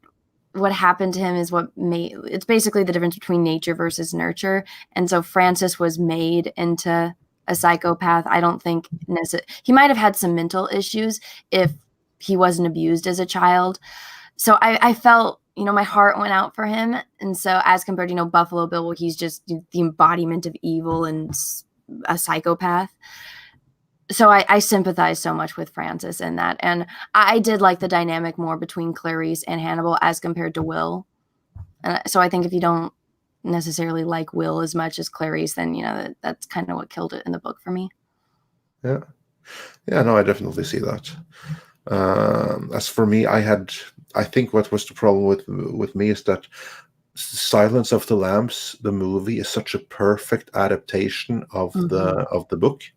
The only thing that stuck out to me, because they're just the same, literally the same. The one difference is that in the book, it's suddenly introduced for no reason whatsoever, that in the book, Hannibal has like 6 fingers on his left hand or something. That was like, what was the point of that? So that way they would be able to catch him in the next book. So that way it was a defining feature. Yeah, that's true. That's true. Because even if he had that finger surgically removed, it would still show up on an X-ray. Exactly, and that's one of the plot points in Hannibal, is that someone finds the X-ray from when he went to Rio and got it removed, and that's their confirmation. And so they're looking for the scar in his hand when he goes into the perfume shop. And I think it was also just to make him a little bit more of a sinister character. When Clarice goes and sees him, she points out the 6th finger and his maroon eyes, and how he's a small person and he's all calm and collective. Then he makes himself grotesque, and so I think it was just to add that more sinister to him. Yeah, still brilliant books, and a little bit more mixed on the movies. What do you think about Manhunter? I'm curious. I have only seen bits and pieces of it. I love Manhunter. I've heard that people like it a lot more than Red Dragon, so I need to watch it. Yeah, I prefer it to Red Dragon. Same. Yeah. The only big difference is that they extend Hannibal's part out in Red Dragon. Otherwise, most of it's the same movie, just more boring. Here's the thing, though. Manhunter is the more stylized movie. That's what I mean. Yeah. Yeah. Red Dragon is truer to the book, whereas Manhunter takes more liberties, but it's much more stylized, and it's much more the expression of a director who wants to put his spin on a story. So, like, if you are a fan of the books first, then you're probably not going to get that much enjoyment out of Manhunter, because that's a piece of cinema first. And Hannibal Lecter, his name isn't even Hannibal Lecter. It's been It's like they changed the spelling from Lecter to Lektor. Lector is his name in the movie. Hannibal Lecter. It's pronounced the same way, though, so still Hannibal Lecter. I think that was just an oversight, but I'm not sure on that. Yeah, probably just an oversight. I don't think that anyone made a deliberate choice that we're going to change his name from this to that. I think it's just someone writing the credit and they missed it. Yeah, because he wasn't a big credit loud or something. He wasn't that character yet. No, that was the whole thing. He was made that character. We are lucky pretty much in that version, if he was even in that version. That's the thing, is outside of the fact that Will needs him for the one or two scenes there, he probably would have been cut out of the movie altogether otherwise. Yeah, but he was in the theatrical cut of the movie. He pretty much was cut out of it apart from one scene, whereas in the extended cut that was released on DVD only after the other movies came out, that's when you got the extended version, and the only thing that's extended is that they put in the other scene which was filmed with Hannibal Lecter. I don't know if this exists anymore or not, but I just remember when I was little and my mom, we were watching the end, and I'm pretty sure it was Red Dragon because it was Anthony Hopkins. He was in a cell, and then Barney says something about how there's going to be a lady there to see him, and he's like, "Oh yeah, she's too pretty." That's Red Dragon. That's the end of Red Dragon. That's okay, well then the Silence of the Lambs coming right after. But so the DVD that I have of Red Dragon, it doesn't have that in it. And so I'm like, what cut is that on? Because I remember seeing it as a kid because my mom was like, oh, she turned it on. And yeah, I watched Silence of the Lambs when I was way too young to be watching that movie. Because then you've watched like some kind of cut version of it, like a TV version or something like that. Yeah, they might have added scenes into the TV cut. Well, because that was, I remember I was outside and I came inside and I only saw that one scene, so I hadn't seen the rest of Red Dragon, and I just saw that it was, my mom was like, Anna, come watch this because, you like that other movie. And I watched that one scene, and it was, him up against the bars, and he's like inquiring about, leading into Clarice. But I've never been able to find that scene anywhere else before. Really? I remember watching it, but it's not on the VHS I have of Red Dragon. It's not on the DVD. And I go and I'll buy different editions of DVDs. Do you mean the ending where he tells him that there's somebody here to see him and it's a girl or a lady? Yeah. That's on the movie as far as I know. I have it, and it's not on my version. I'm like 99% sure if it's not in the movie, then it's in the deleted scenes, because I know I'm pretty sure that scene's in the movie. That's what I'm saying. I'm like, I know I've seen that scene. Is that then we're dealing with different versions of the movie. Which happens sometimes. The last example was Rambo, for instance. In Europe, you will not be able to find a version of that movie without that scene. So this is the first time I ever hear that there's a difference. But I've never. I know. I'm pretty sure that scene's in them. Is it in the credits? Maybe is it buried in the credits? No. I thought that's how the movie ended. I'm pretty sure because that's how it ended. Because I just remember that was the last thing I saw of it. And then my mom was like, yeah, see, it's referencing, Silence of the Lambs, a movie you like. And I was like, oh, that's cool. Like, this is a prequel, but she didn't want to watch it again, so we didn't. Yeah, I'm pretty sure that's how Red Dragon, the movie, ends, because it's not in the book, but it's in the movie. He goes, Hannibal, there's somebody here to see you, and he doesn't budge. And he goes, it's a woman, and he like perks up. Yeah. And Yeah, I'm he's just like, what? Yeah, I- and then he asks, "What's her name?" And that's the. Oh, end that's of right. Yeah. Mhm. I was gonna say I thought he said something else too. I okay, can't so I'm not crazy. No, you're not. And I'm wondering if is the version you have like because you live down in California. I have is it on Blu-ray right here in my yeah, shelf. and I was gonna with that say scene. maybe Anna is the version you have maybe from another country or something. Just No, so I have it on VHS. because I'm up north and sometimes we'll get Canadian versions of movies Mm. once in a great while creeping in here and there, but they're usually the same, just a different release company. I have it on VHS. I have it on, I think it's just like a regular DVD.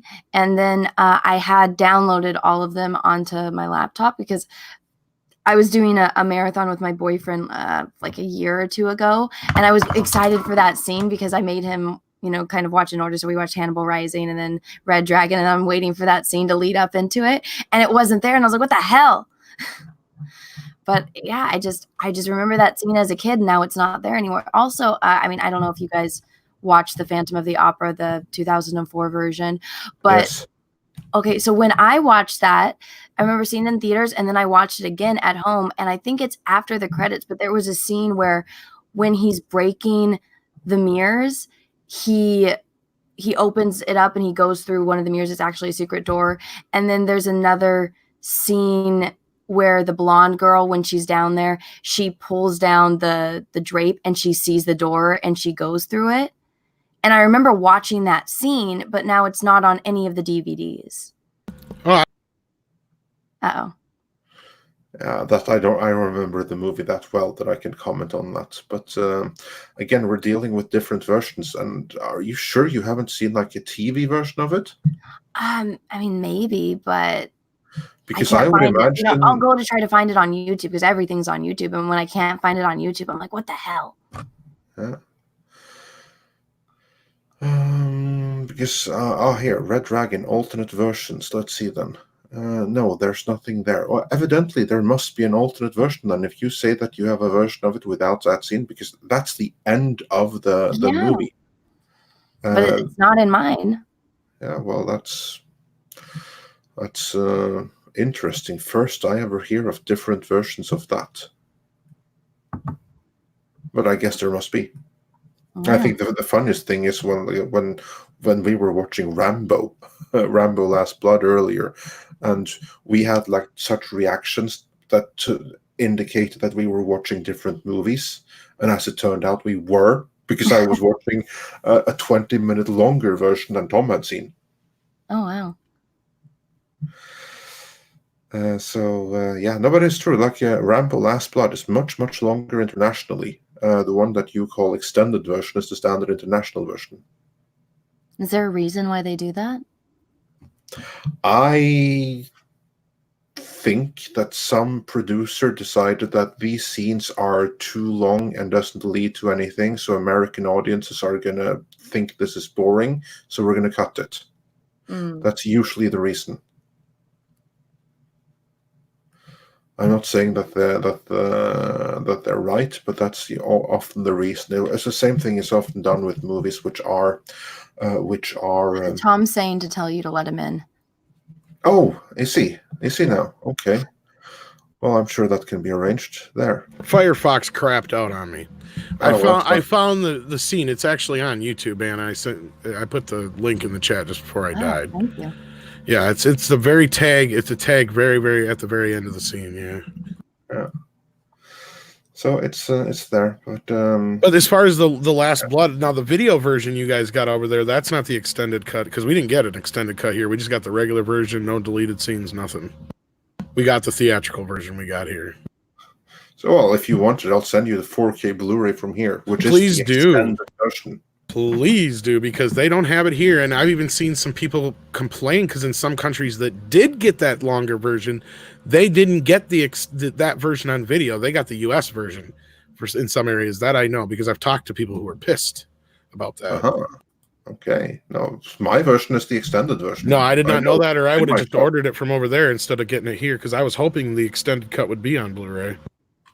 Well, it is right here, but I don't know if that's region locked to region B. That I don't know. No, 4Ks have no region locking whatsoever, and it doesn't matter. I also just got a brand new region free player anyway. Since Oh, you well, don't there give you a go. crap, Then. so No problem at it's all. not a 4K player, but it doesn't matter because 4K Blu-rays are region free. So Yeah.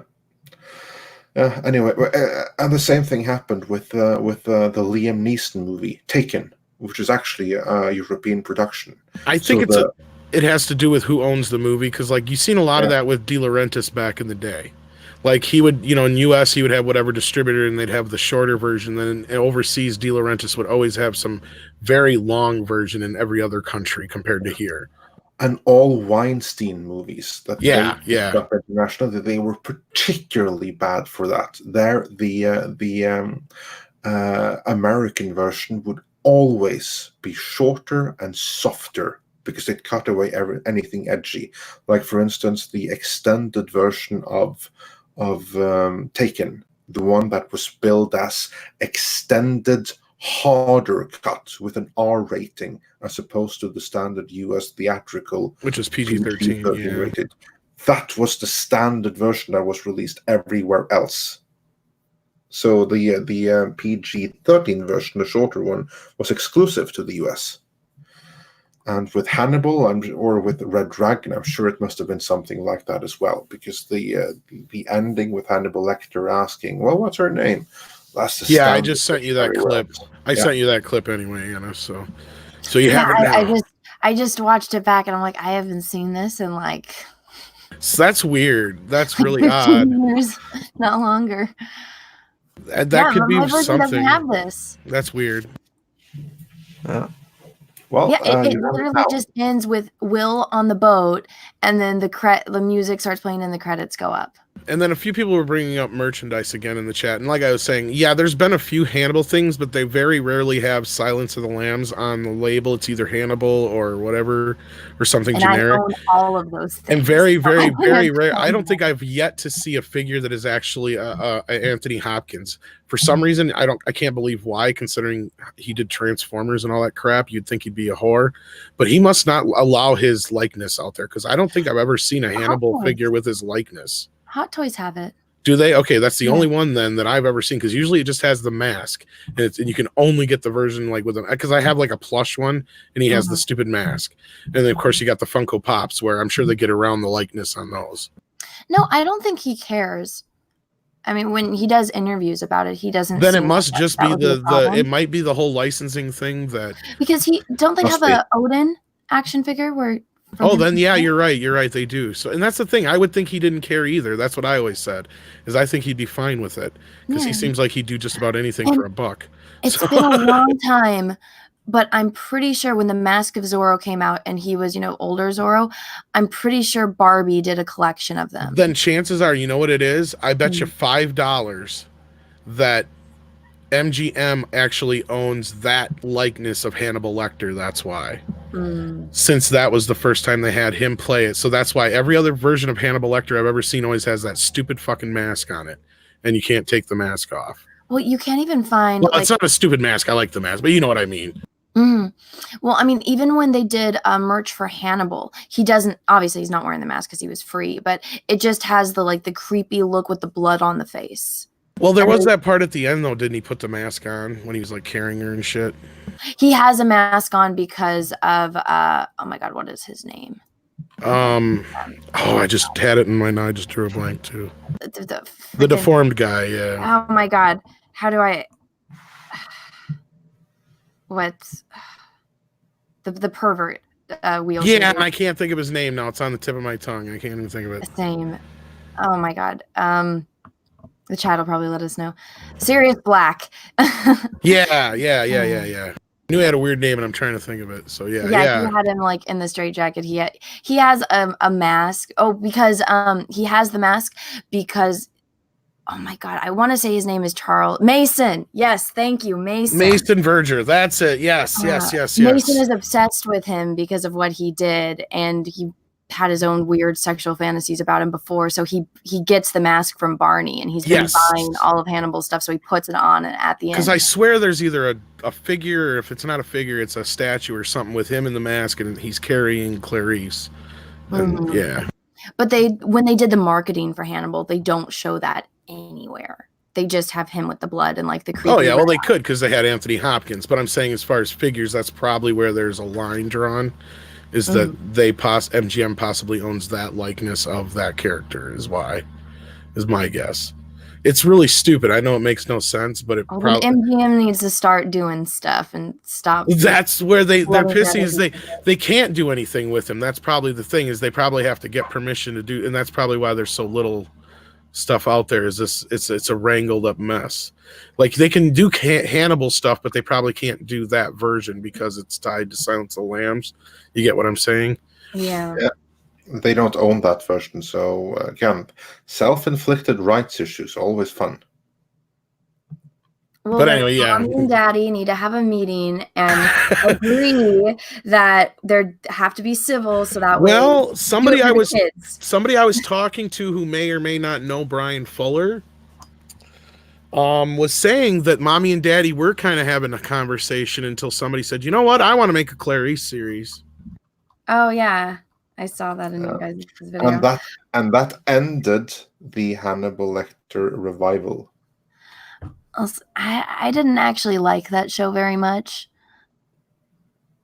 I But love Oh wow, I was gonna say most people say they love it. I have not seen I it yet, do but- like it, but there's I can't.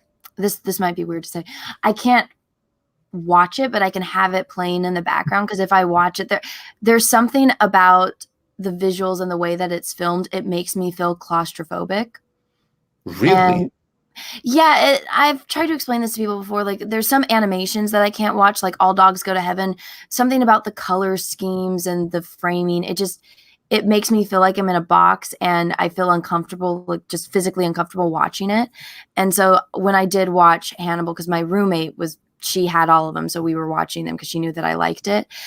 And then one thing about Hannibal is that he's a very refined person and he likes to have the finer things in life. And so him being in this fancy modern kitchen, and it just didn't feel like Hannibal. Hannibal's one of the guys that I feel like when you go into his house, he's like, oh, this chair was made by this person in this century, and I have this painting from this, and all of these books are original, like first editions. And kind of like walking into a museum, but like a fancy, like nice person's museum house thing, and then going into Hannibal's kitchen, it's all ultra modern. It just didn't feel like Hannibal. And then I didn't like that everyone was like Hannibal's best friend. Like I didn't like that at all. But I really liked the scene though where he calls the killer and he's like, oh, this is just a courtesy call, like letting you know they're on you. That was well, here's the thing. I mean, I've never seen. Oh, go ahead, Andre. I'm sorry. Yeah. No, you mean the scene where he calls and he says, they know. Yeah. Right? Yeah. Mm-hmm. How far into the series have you seen? Because I thought the first season was a mess, and then it found its footing in season 2. I know many people say the opposite, but I couldn't disagree more. The first season is just a procedural, whereas in second season, that's when it really finds its feet, and it really starts going into proper Thomas Harris territory. It's my opinion. I got to the part where Will was in the loony bin. After Hannibal had done like the psychic driving on him, so he was like writing the numbers on that watch thing. He had to write all weird and everything, right? I didn't watch it all chronologically. It was my roommate would have it playing and I'd come in and it would be on. So there'd be some episodes that I missed and stuff, but I just remember that they were kind of on to Hannibal, but Will was getting blamed for it. Yeah, he was, and Chilton was getting blamed and loads of things. That's like some of the stuff they had to deal with for not having Silence of the Lambs. They had to like find a different direction. But yeah, I can see how it's not everyone's cup of tea. But if you really sit down and immerse yourself into it, it's a brilliant series. Absolutely brilliant. It's my opinion, though.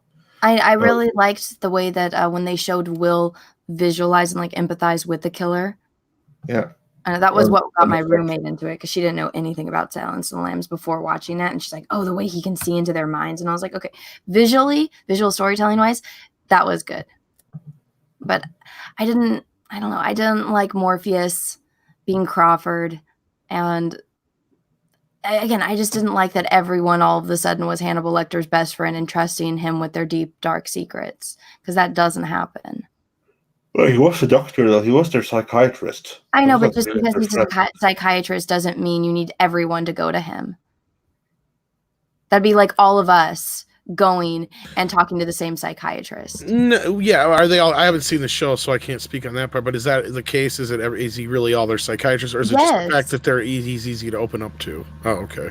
Yeah, they all go Well, in it's and both. like have little things with him.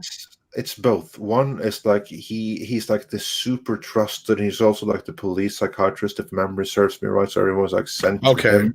Plus, he has his own clinic on the side, and he's super manipulative and super charming. So he gets people. Well, that's his whole gimmick, is that he is charming, and that's why Silence of the Lambs was so brilliant, is that they cast this guy who you can't take your eyes off him, and he is so charismatic and he is so likable, but he's a fucking murderer, and then that's also the same thing where some people, I feel like, they don't get the ending of Hannibal when he doesn't kill Clarice and cuts his hand off, is because he won't just kill anybody. Yeah. And it's not so much, and people think, oh, it's because he's in love with Claire. He loves her, but not in an in love, like, sexual kind of thing. He does, but it's not like it's. But it takes him a long time to kind of realize. Well, my point is he's one of those people, more so like you were saying, like with the furniture thing. Yeah. Like, he would kill somebody who would have like a piece of antique furniture sitting next to a lawn chair, as opposed to somebody like Clarice, as to where he respects her. And he wants to get to know her, and that's his fetish, is people's minds, and being able to get into people's minds and get what makes them tick, because that's his whole thing, and that's how he gets you hooked. And that's the whole point of Silence of the Lambs, is he finds out about the lambs and the whole thing, and that's why Clarice ran away, and that's her whole reason. Is he, once he gets you and he's hooked you, then you're hooked for life with him. Kind of thing. And it just, anyway, I went on a tangent there, but no, that's where he won't just kill to kill. That's the difference between him and, most serial killers or slashers or whatever. Well, that's why they make a very distinct difference in the fact that he's a sociopath, not a psychopath. Buffalo Bill's a psychopath. Right. Yeah, you said it better there. 2 seconds that I said that whole 5-minute thing. Yeah, I mean, not Red Dragon. Hannibal Rising isn't the best book. It's not the best film. Oh, I hate that one. I hate the movie. The movie is just, but showing how he evolves in that way, that he kills the fisherman because of what he said about his aunt, and he kills rude people. People that are vulgar, people that, in his opinion, don't deserve to live because they're not helping society in any way. That's why at the end of Silence of the Lambs, he says, I'm not going to come after you. The world is much more interesting with you in it. That's why he won't kill certain people. Unless he needs to kill you and it's out of necessity because you're in his way. He's not just going to kill you. Which is a rarity. Yeah. Like the 2 police officers, he probably wouldn't have killed them if it didn't mean he got to escape the cage. Right. That was kind of my point, is he's not a... Yeah, he doesn't go after people and just because, he usually has a reason, and whether we find that reason to be good enough reason to kill somebody or not is irrelevant, because it's the world through the mind of Hannibal Lecter. That's the whole thing. Yeah. Mm-hmm. I like how we started on Star Trek and we made. Well, it was meant to go to Birds of Prey, but I knew you were a Hannibal fan, and we didn't have anybody to talk Birds of Prey with. But I think unless there was anything else you wanted to cover, Andre, I think we've pretty much covered it. I think we covered everything. Was there any more super chats we had to grab? Yeah, I'm checking that right now. Anyway, I'm really happy about the Hannibal discussion, because I never get to talk Hannibal with anyone. Yeah. I'm quite happy with the revelation also, that this is what the Kurtzman is doing next, and this is what you can expect, and this is the story. So now you know what to expect. Now you can make up your mind a little bit in advance if this is something you want to see or not. Which I think is fine, especially. I warn everyone right now, it's not anything close to what it should be. Well, what should a Clarice Starling series be? That's the first question. Not this. Well, considering when we see her in Hannibal, she's like at the top of her game, isn't she? Like way up No. in. Her career has, because it starts off with her on. I'm trying to remember because it's been so long. Yeah. It's with the whole the drug lords, and so you open up with the fact that her career has been stunted. She started off so strong, Right. Okay. and then it was just kind of straight, and then she has just getting stunted by people higher ups, like somebody like Crinler, because she doesn't want to sleep with him, and so he sabotages her career. And then this is her last big bust. Her friend, who was her instructor at the academy, dies. A lot of people die. Her mission basically fails. It ends out in an all-out shootout that the media covers, and it's basically like, oh, how the mighty have fallen. So her career, bad, basically almost over. And so leading into everything with Hannibal, it's her reflecting on it, but then that's when Hannibal makes his reappearance by sending her the notes and stuff. Yeah. So in the comments, Script Doctor says, ooh, Andre, I could answer that question about Clarice. Well, let's have the good doctor on. And I sent him the link, so you'll have to let him in though, since I'm in. Yeah, here we go. I know. Why do I guess you got kicked out, and then Hey, Script Doctor, how's it going? It's going well. I got a snowstorm in my area, so I've been working away all day, and I've been happy to have the distraction with you guys on tonight. It's been great. Oh, awesome. Tell us then, the question about Clarice. What's your answer? Well, what I would probably do is, if any of you are familiar with Ted Bundy and his last interview, and how he was very desperate for the governor to call him and stay his execution, I would probably take Clarice and have her do the reverse on that type of character, play the Hannibal Lecter part to a psychopath to try and explore the behavioral sciences while she's liaising between local services, local authorities, and investigations of other crimes. Just don't make it so much about her trauma, but make it so much about her curiosity. Because you want to go from a thing where it's kind of like the flaw with the Solo film. Han Solo has his character arc in Star Wars, not in a prequel. So Clarice has had her character arc in Silence of the Lambs, and now she's a better person for it. So we want to follow her. How is she going to capitalize on that for herself and be an impactful contributor to the Bureau as an investigator?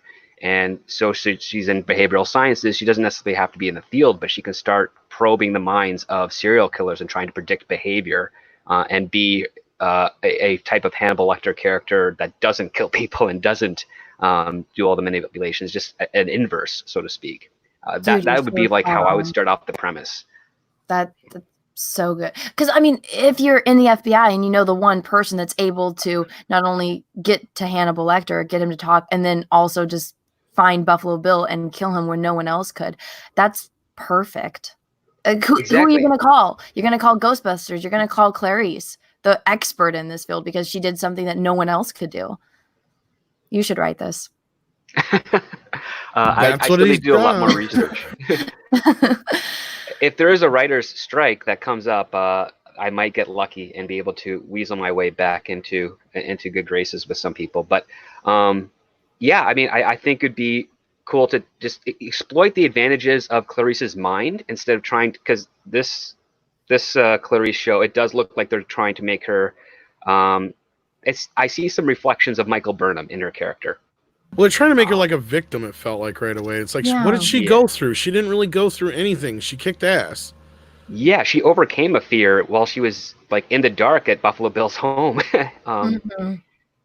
And I think it'd be far more interesting and also more affordable to produce, to have it be a mind game, a mind exploration of various serial killers, and just trying to deduce a pattern of behavior that they could use to their advantage as an investigator. Because they even lead it in. Sorry, not to cut you off. No, go ahead. Yeah. Give this point. Okay, so in the beginning of Silence of the Lambs, when he tells her, "Oh, we have this list here. You have to go give Hannibal Lecter this little questionnaire," and we've gotten other serial killers to answer it, but we want his. So she could go and explore the other ones on that list that they wanted. Exactly. And just have the entire series of her going and, maybe even introduce this overlooming, like maybe there's a serial killer watching in every episode. You just see like little bits of this crime that he's committing. So at the end, maybe of the first season, you get a big clue on this one serial killer while she's interviewing these other ones.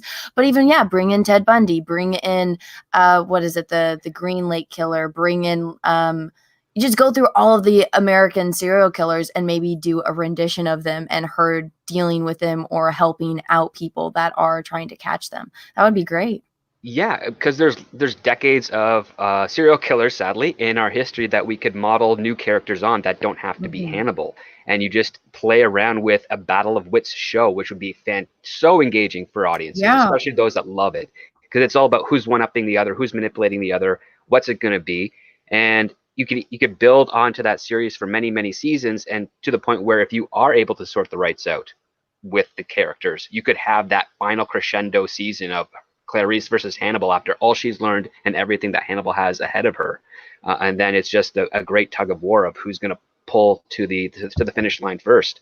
And a good way to end a series of that type. At least that's just my ideas, because I'm just riffing off this. I haven't read all the Hannibal Lecter books. I've seen the movies, and read some synopses of other stories and stuff, but like I'm just winging it. Like, what have I not seen in television that this character could fit better than a post-traumatic stress woman who is being kind of dragged through a story as opposed to being an active character? Well, I mean, even that, she doesn't have post-traumatic stress. They talk about it in Hannibal, and you have to think, when you are training to be an FBI agent, you have to go through so many different types of stress tests, personality evaluations to make sure that you won't crack under pressure, make sure that something like this won't mess with your mind to the point where you can't do your job.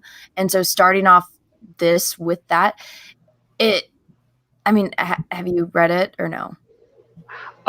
Yes, I have read the script. I am fortunate enough to have access to a whole slew of scripts that are coming into production this year, except for Duel of the Fates, but that's not really in production. But one of these days, I'm going to get my hands on that script. Darn it, I really want to read that. The one that everybody seems to have, and you can't get your hands on. Not me. And we for some reason that was one of the few we just couldn't seem to get our hands on either. So. Well, the whole thing with her, with the PTSD and how they're talking about how, she can see the people that she didn't save, and Catherine Martin, she can't say her name. And I'm like, okay, first off, if you actually read the damn book, she doesn't really like Catherine. She has to save her, but out of all of the victims, Catherine is the most different from her because she came up with this privileged lifestyle. Her mom was a total bitch to her, even though Clarice is trying to save her daughter. Ruth is, she accuses her of stealing when she's literally looking for evidence in that. So Clarice is, kind of scorned by that. So she doesn't have that connection with Catherine. And they even say in Hannibal that the senator hasn't been a senator for a long time, and they basically had no connection after a few years. Everything just kind of died down. And the only one that she really kind of sympathized with was the first victim, Frederica, and then the one that she autopsied. And they don't really go into that in the movies so much, but they do in the books, where she just kind of looks at them as she's looking at the body, and she can kind of see their life and see how, why they would have been so easily lured into Buffalo Bill's trap. Because at the end of the day, these are women that, were plus size, that felt unattractive, and they were searching for, someone to love them. And Buffalo Bill disguised himself as that, basically, moth to a flame. And so she felt sorry for them, but she didn't let that affect her. And so this whole opening, they're still haunting you. I'm like, the only thing that was haunting Clarice was Hannibal. It wasn't Buffalo Bill. It was the fact that Hannibal got inside of her head and the worry of what could happen and what he's doing out in the world. The Buffalo Bill thing was been there, done that, maybe have a few nightmares here and there, but it's not something that affects her every day. So and it also gives great motivation. Yeah, and it also gives her great motivation to understand more about the type of brain that Hannibal has by exploring other other serial killers. And I like the fact that her empathy comes from that these women are being taken advantage of, and how easy is it for a woman of privilege in regards to the Martin family to have been taken advantage of? Like, shouldn't there have been security around her? And well, see, that was the thing about Catherine Martin, was she was the one that didn't fall into his trap. Like, yeah, she helped him, but it wasn't the way that he lured the other women in. Like with Frederica, he would, pretend to be a love interest. Same with Kimberly, same with the other girls. He was, the knight in shining armor, answering all of their prayers and their dreams. Whereas Catherine, he sought Catherine out because he wanted a certain body type. And they're a lot more vulgar about it in the books than in the movie. But in the books, they're very much, he saw her and he wanted her skin because she's a bigger, taller, bigger lady, but she was attractive. Out of all of them, she was, the most attractive out of them. She had a great body, even though she was plus size, because there's a lot of women that they're bigger built, just how some women are petite, other women's are 6 something, and Yep. runway models. And they make it work. But she's just a bigger woman, but she's still drop dead beautiful. And so he wanted that, so he coveted her, and he wanted her for certain parts of her body to put onto his lady suit. And so that was the big difference between Catherine and the rest of them, was that he wanted, them out of necessity to start making it, but she was the one that he's like, I want her. I want to look like her. I want her hair. I want her chest. I want these aspects of her because she's beautiful. Yeah, when you get a bit further into the script, you're going to see a surprise about that. You might like it, you might not. It is kind of clever in the history of the character, but I don't think Kurtzman wrote that. I think the other writer put that in. If it's good, we are probably the other one. Yeah. I don't think she got much input in that. The argument there. You're a writer. What do you think of the writing on Star Trek Picard so far? It frustrates the heck out of me. The pacing is all wrong. The story progression and the economy of time is terrible. I've been spending the last week and a bit trying to do a coverage of episode 2, and I just go off on tangents for all my other knowledge from researching other stories, like how science works, and how like leptons are not a particle up to themselves. They're a classification of particles like electrons and positrons and quarks. And they don't use it right. And if they had anti-leptons, that entire apartment would have been blown to bits because of a matter-antimatter reaction. And I don't know. It baffles my mind. Tom was saying this earlier, that these first 3 episodes, you could rework them into a fairly better paced single pilot. And I think after the 4th episode, you could probably do it a little bit better, because there's so much that you can cut out of it that is completely superfluous and has nothing to do with anything. If I were a woman, I'd be so offended by how these writers are representing women. They're not very 3-dimensional. They're actually at best 2-dimensional. The ones that are in authority abuse it, and the ones that aren't are just kind of stuck up. And I'm like, this is not how I would write a female character in this position. I'd make them more compelling, more interesting. I'd have them antagonistic, but not outright evil in some cases. There's a lot of things I can't. I mean, I have like come out with outlines and proposals to do Star Trek before. And heck, my internship at Paramount, when I was just getting started, was based off of a spec script for a Star Trek prequel that had a similar formula to Heroes before Heroes came out. And that's how I kind of got things rolling with my career. But I can't. I look at this and I go, well, number 1, it's not Star Trek. Number 2, it's barely science fiction or fantasy. It's just magic. And they don't even have fun with it. It's just pretentious and empty, and it hurts my soul. I feel you.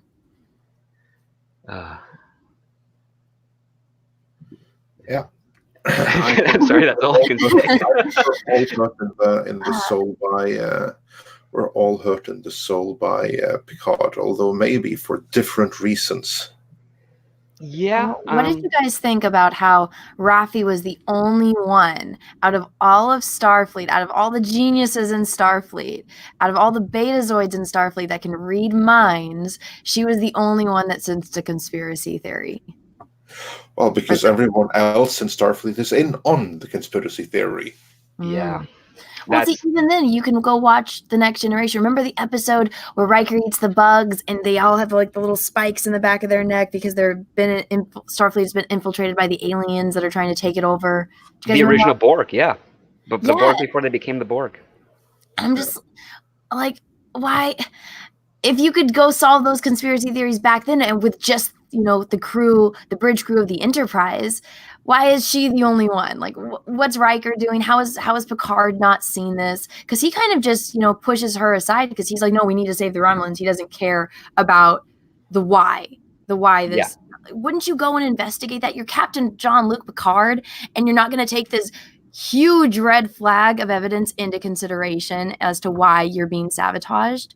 And you'd be the only captain or admiral in Starfleet that would want to do this? That seems weird, especially for your reference, because other captains told Picard, hey, there's something going on with the Federation. We think this is what's happening. That's why we're meeting on this planet and you can't talk about it because we don't know yet.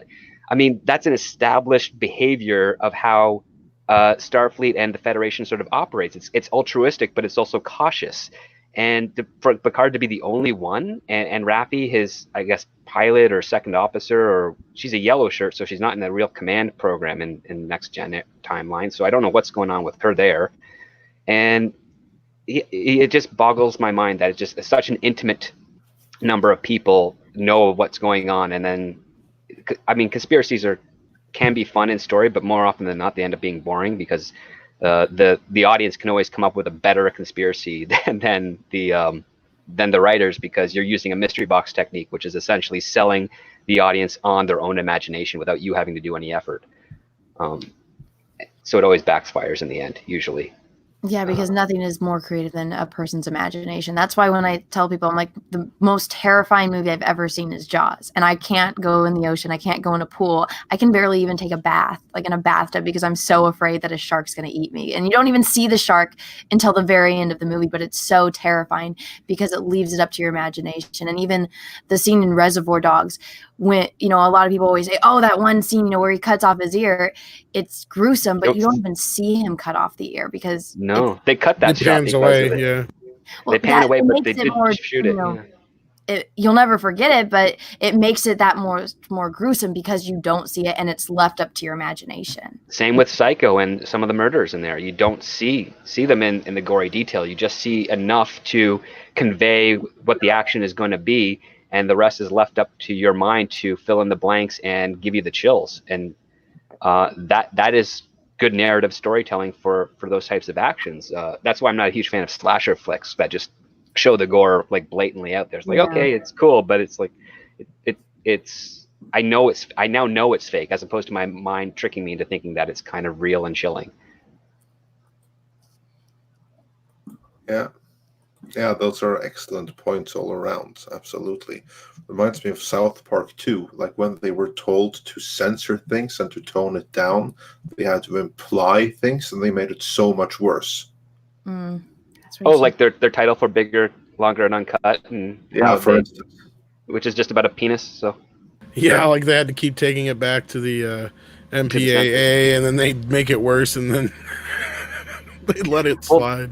That is kind of the brilliance of network censorship, is that it sometimes stimulates creative juices to have funnier jokes and like parallels, allegories, or metaphors and similes to get across the dirty or gruesome thing you want to do under the radar. So I mean, that's the only really benefit to it. Other times there's some censors out there that are just saying, oh, you can't put this one word in there, and you're like, well, why? Well, it might offend this people. It's like, well, no, that's not the point. It's I mean, I'm not a fan of censorship, but I am a fan of creatively broadening a specific topic so that anyone can watch it and get the joke, and it won't really harm a young, impressionable mind. Yeah. Can you share that on the screen, Andre? The thing I'm trying to share there? Yeah, I will try. Let's see. Should be able to just click on it. There you go. Yeah. There you go. There's what's-her-face, JL. She says it right there in the comic. Oh, JL. Picard wouldn't take that. There's a cutscene where his new first officer calls him Jean-Luc as a joke, and he doesn't realize it's a joke by Riker, and Picard just gives him a look like, what? Well, it's also respect. He's your captain. Like, I don't care if you're friends in real life. When you're in uniform, you address them in a Maintain the respect. protocol. Yeah. Because I mean, Riker doesn't go around calling him Jean-Luc. No, he calls him Captain, and sometimes he'll say Captain Picard. But when you're in Starfleet and you have those ranks, it's there for a reason. It's professionalism. And there's a very big difference between going into work and addressing someone as compared to, just chilling and hanging out. But they don't understand that. The one thing I will say is I actually really do like these new uniforms. If only they fit them better. The uniforms are like about a quarter to a half size too big for the actors. If only we'd see them again, is what I think you mean, because they're from like 14 years ago in the past. I think we're unlikely to certainly see Picard wearing such a uniform again. Outside from the flashback. What bugged me with the third episode is that they're using the Starfleet fanfare for a non-Federation or Starfleet ship when they were like going off at the end. I'm like, that's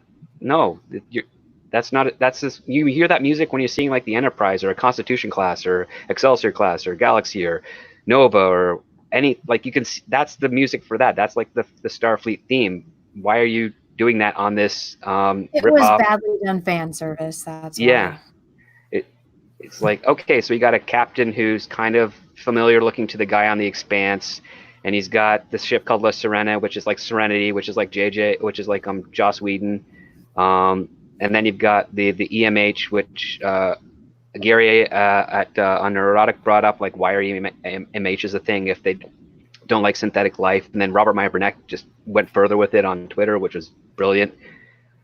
So many convoluted ideas that just don't line up to a proper consistency with the Federation and Starfleet. It makes sense because he's not a Romulan, so humans don't have a problem with AI. Unless they're synths, yeah. Well, but Starfleet did. Yeah, and they seem to be conflating Starfleet and the Federation. Yeah, all the time. It was just the Doctor Voyager was outdated, so they just have newer versions. Kind of like a new iPhone. Here's the new EMH.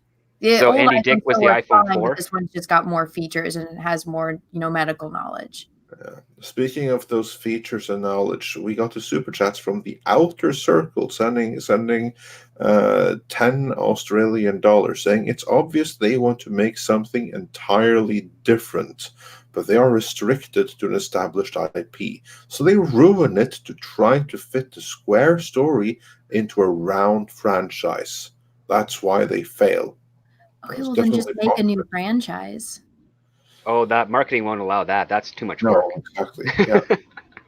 Well, no, I'm saying, like, don't use Star Trek. Just make a new sci-fi show. And I agree, but marketing will say no, it's too expensive. It's not expensive ruining something that came before and losing, millions upon millions of dollars. No, but something that came before. Oh, that's the logic thing.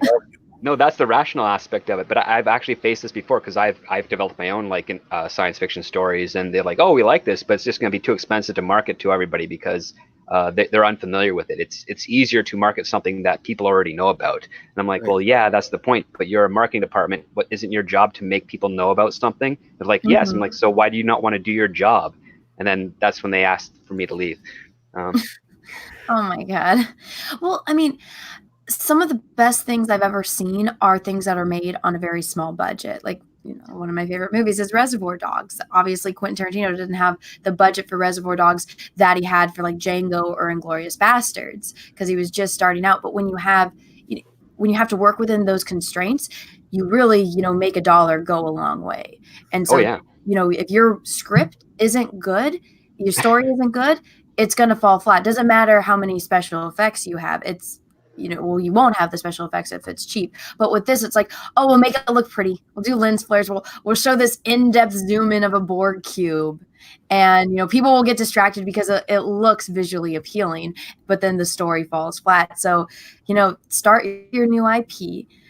Give more money to the marketing because, yeah, it's new. People aren't going to know about it. And so, take that away and make sure that, maybe you'll have less effects, but you'll have a good script and the story will be good that will pull in that new audience. And then the next season you might, give more of a budget to your show and less to marketing because now people know about it.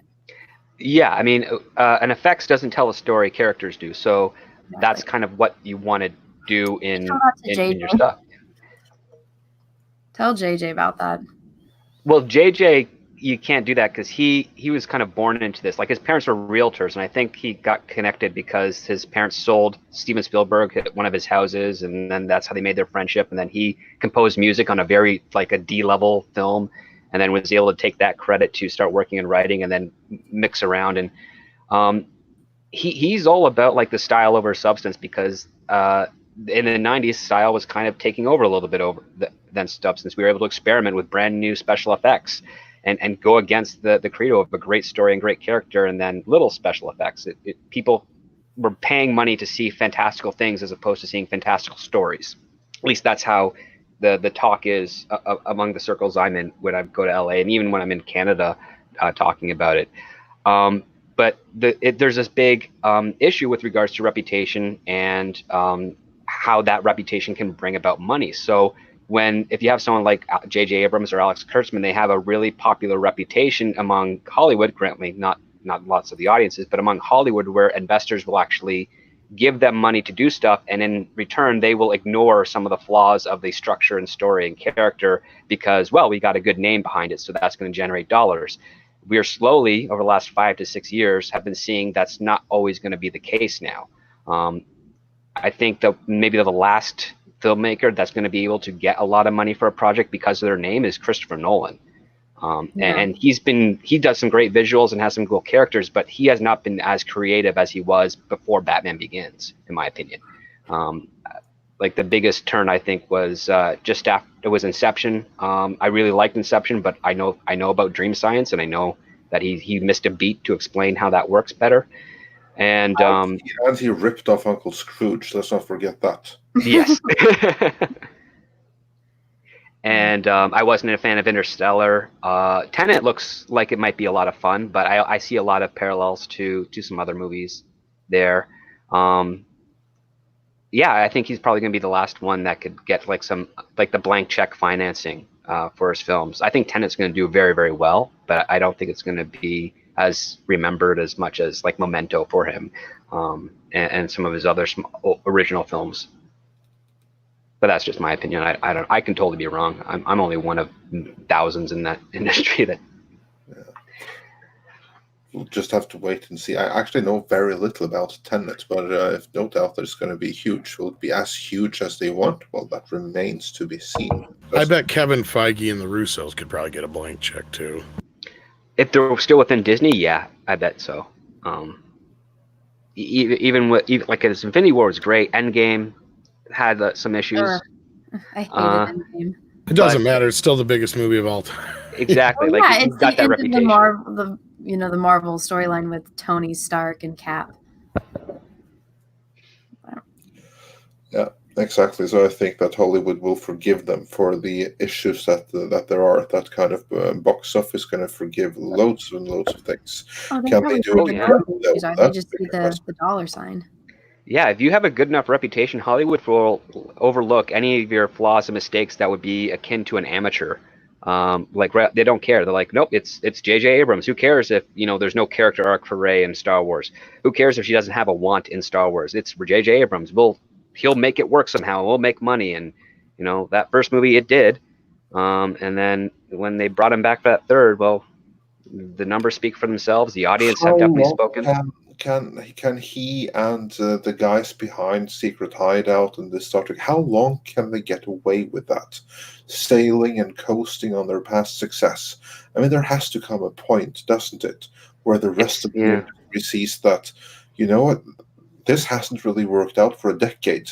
Well, it's a case-by-case basis. I mean, M. Night Shyamalan was able to coast for a couple of films before people kind of got wise to him, but at the same time, he was doing what they wanted him to do. So he wasn't able to always experiment and break out of his own mold that he did. But he should be put in a box and have that box shipped far away and kept away from making movies and telling stories. Not let him make anything.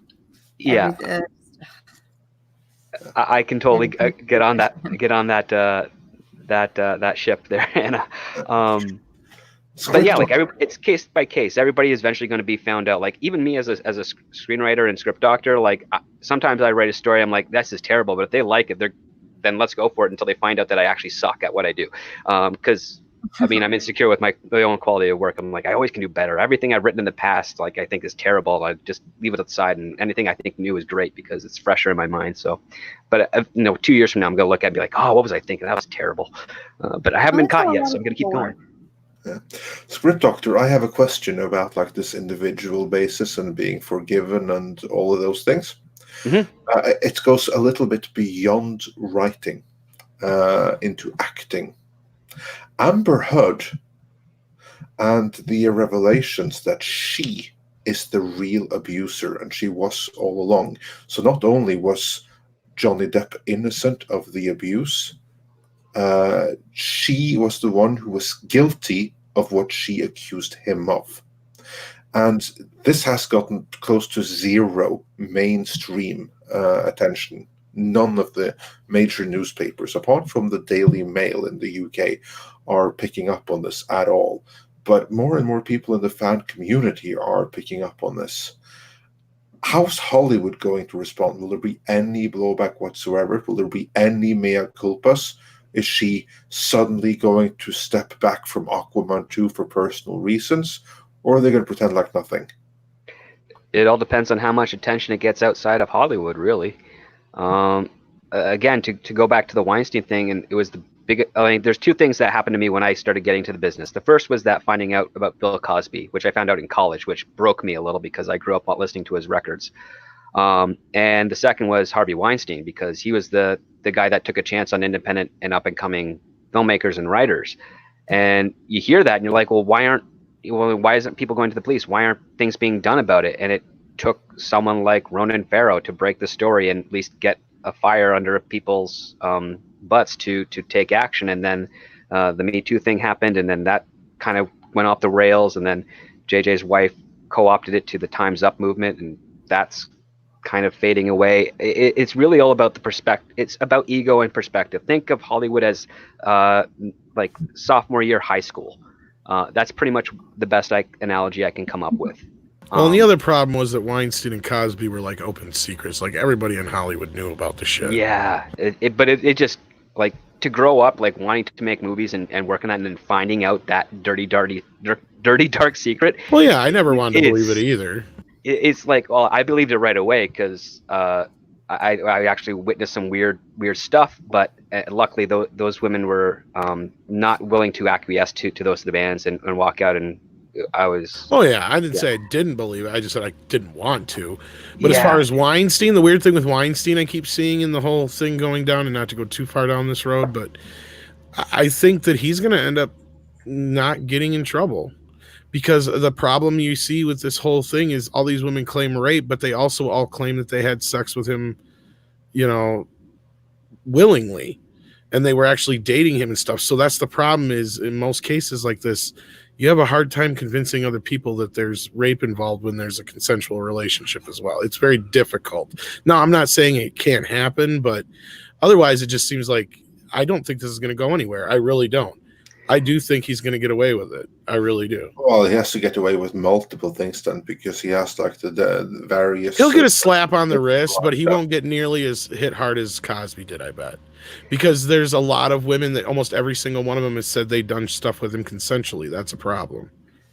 Yeah, it doesn't bode well for anyone, actually. It really doesn't. And with Amber Heard and Johnny Depp, if the media does a proper, I mean, it's two things to think about. One is which of the two actors will make Hollywood more money, and I would say Johnny Depp.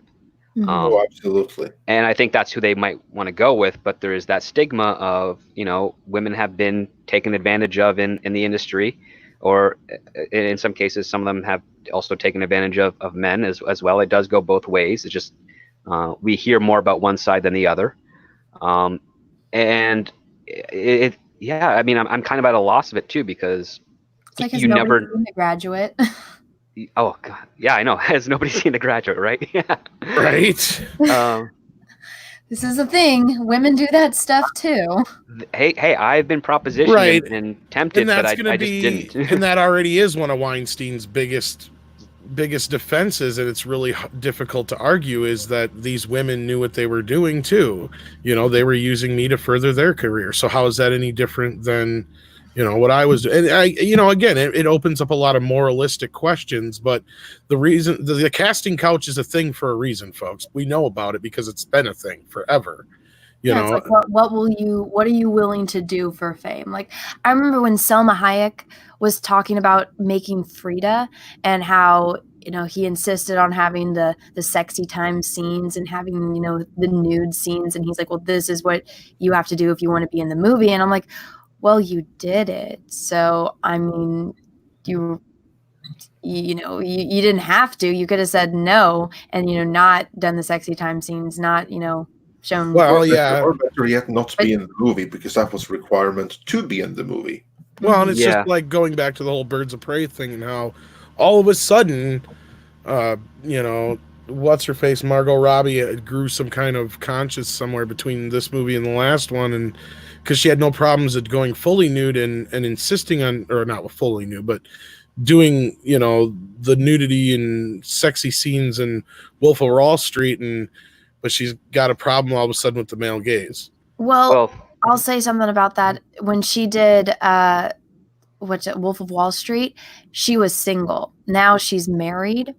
And so women, blow your mind, everyone in the chat. Women do act differently when they're single as compared to when they're married. That is true. Yeah, but film is forever. So I'm going to tell you this right now. Like, I know. Yeah, it's kind of a, you know. Also, one's a Scorsese film, the other is Birds of Prey. Yeah. I'm not disagreeing there, but here's my problem: is we've had this big whole thing going around it, the controversy circulating around it, and now nobody's going to see the movie anyway. It's literally going to bomb this weekend, guys. I think I'll do like 35 to 40, and that's piss poor. Well, I'm trying to think of the last time a comic book movie opened that low. Go ahead, Anna. Sorry. You go ahead. I said what I was going to say. I was just going to say I can't remember the last time a superhero movie opened that low. Yeah, true. Maybe Fantastic Four.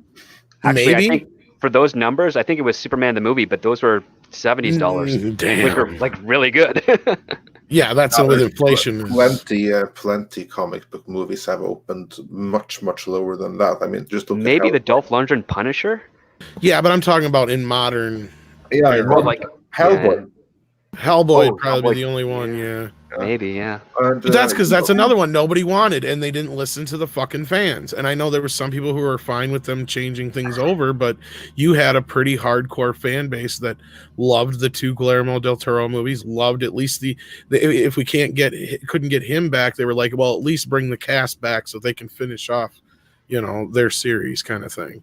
And that's not what we got. No, I said we got to start with a new one that also is not going to be a was series. DOA, yeah. Also, what you said about Punisher, the Punisher 1989 never got a theatrical release in the US. No, it didn't. It was straight to video.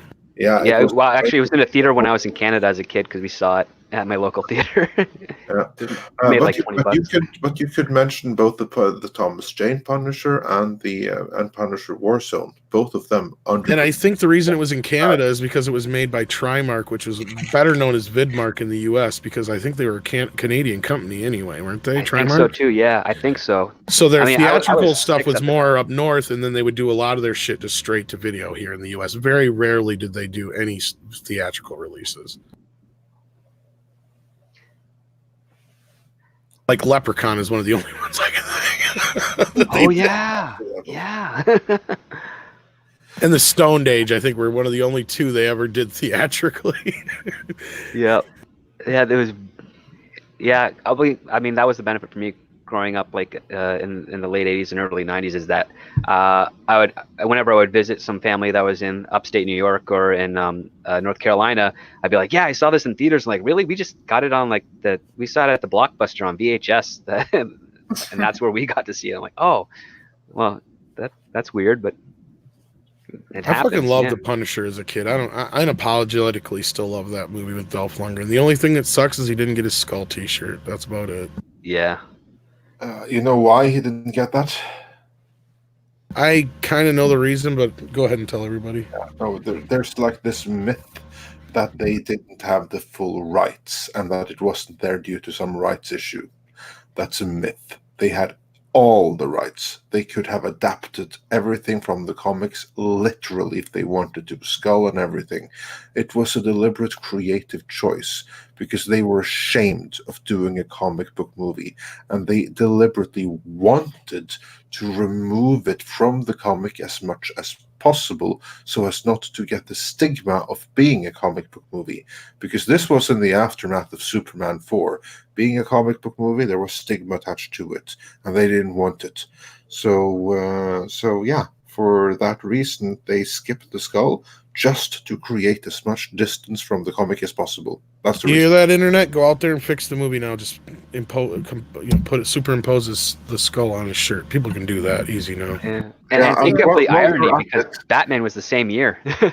Yeah, and while you're at it, also remove him sitting naked in the sewer and while chatting with God. That will also help it. Yeah, we'll take that cut. That's fine. But the rest of the movie I did like because I thought it was well done enough anyway. I did not think it was well done in any way, shape, or form. For me at that time, we didn't have that kind of shit when that came out. Yeah, 89 was like Batman, Punisher, Teenage Mutant Ninja Turtles. That was like the coolest thing since RoboCop when that came out over here. You don't understand because our parents actually didn't get because it was a comic book movie. They didn't pay attention. Well, the thing is that they didn't want to be seen as a comic book movie, so I don't see it as a comic book movie. Well, I understand where you're coming from. I see it as something. I compare it to, say, the Steven Seagal movies of the time. Oh, I don't know about Compared that. to those, it's lame. Did you guys just see the news that they said George Lucas is returning to write or be a co-writer for the Cassian Andor series? I seen that, but I don't I know he's trust the executive source. producer. Is I he know he's an really? executive producer. That's the only thing I've heard. news. That's Just an weird. executive. But like, he created Star Wars. They can give him an executive producer on everything. Like, Mhm. it doesn't do anything. Well, it could be true. I don't know the website that I've seen it pop up on. I've never seen before. So Yeah, I'm looking at it now. Well, I another would- source will reveal itself eventually. Yeah, I wouldn't be too surprised actually, because right now Bob Iger is scrambling to fix Star Wars and get like a new creative team and everything, all that set up before he's leaving the company himself after 2021. So that they have reached some kind of agreement to give Lucas an elevated role wouldn't surprise me too much. But we just got a super chat from Kush, sent us $4.99. Didn't Kirk fight the Gorn behind Rafi's trailer? Mm-hmm. So Yes. that's something that distracted me. That they actually made. that's what I was saying. Yeah. Yeah, to me that I didn't like that one bit. And aren't there supposed to be precious helpful. jewels and stones around there that Raffi could use to, like, upgrade her trailer or something? Yeah, or Kirk used those to make a cannon, right? Yeah, or Also, like you're upgrade sitting her in a trucks. trailer on Earth. There's millions of other planets out there that you could have gone to.